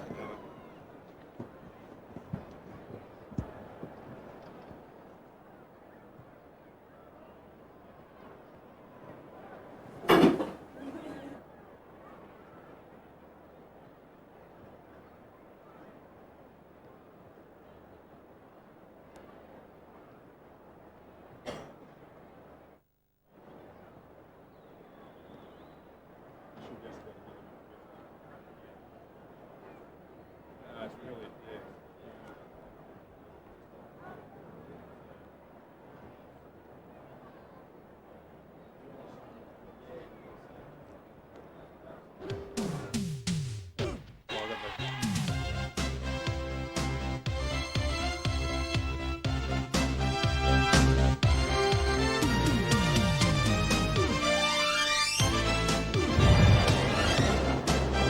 And after 3 wonderfully tight quarters, it came down to the last, and the West Coast Eagles and Brett Heady. Down went the foot on the accelerator in a 7-goal blast, 7 goals to 1. Heady booting 4 in that final term. The final scoreline 14-13-97. The Crows 11-12-78. And of course the other game between the Tigers and the Bears. Some stations taking highlights of that game shortly. If you don't want to see the final scoreline there, then look away, because here it comes now.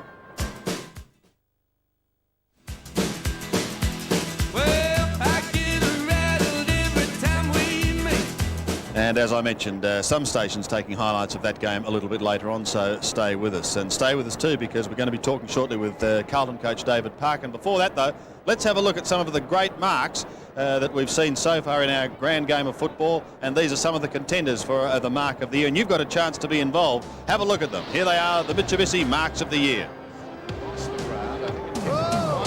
Not required. Terrific grab there. Started on the forward line. Andrew Dunkley taking a beauty. He's the first. Now Darryl White.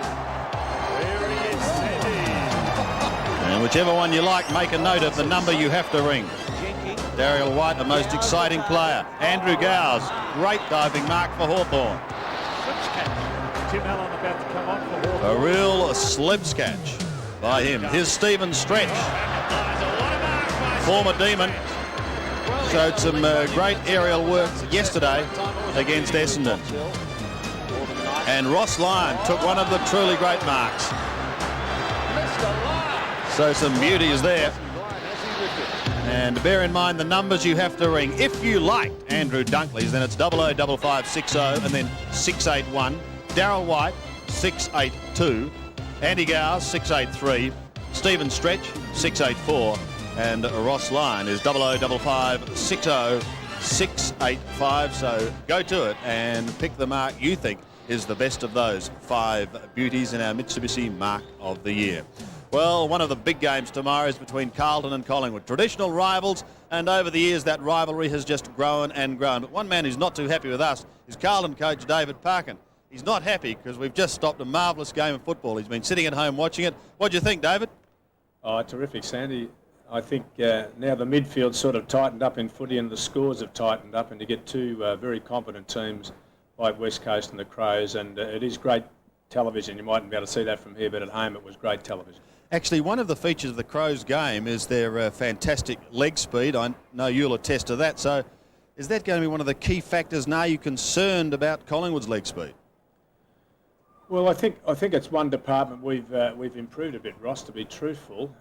It's been a problem for us for the last couple of years when we haven't been able to tie people up as well as we'd want. Certainly the Crows made us look pretty ordinary last week, but that was in a number of departments, not only the business of being able to run quickly over the ground. I do have actually Ross Glendinning with me if someone gets that phone. Ross, I'm sure you have a question though for David. Yes, David, the return of Andy Mackay after that broken jaw, how's he looking? Yeah, well, I think the two people getting the skipper back, and Stephen Kernahan and Andrew, because he's such a great competitor. He's trained all the way through. It's been a remarkable recovery from what was a pretty severe injury. So we'd be looking for Andrew to really tighten us up and give us a bit of that competitiveness that we require. And David, I also was very impressed last week with young Bond's debut. I thought he did very, very well given the circumstances. Yeah, and we'll miss him because he's got a lot of what you've just suggested. He's got speed and real skill and goal-kicking ability, and to have lost him after one when he was one of our more productive players was very sad. Sad for him and sad for us too. Tommy Alvin, of course, is going to have a big running job, but you're obviously confident that he can do it. Oh, well, that's been one of Tom's great attributes, whether it's a run with and work off a player, or to win a ball himself, or in fact just to close somebody down. Tom's had that. He's getting, I think, to the 199. I think this one is, and he's looking forward to his 200. He's been a wonderful contributor for us. And David, with Steve Silvani, I mean, have you got a preference, forward or back, for that player? I know he's played some terrific games for you up forward. Do you think he's a better defender, or is he the forward you need for that spark, perhaps in the absence of a Kernahan?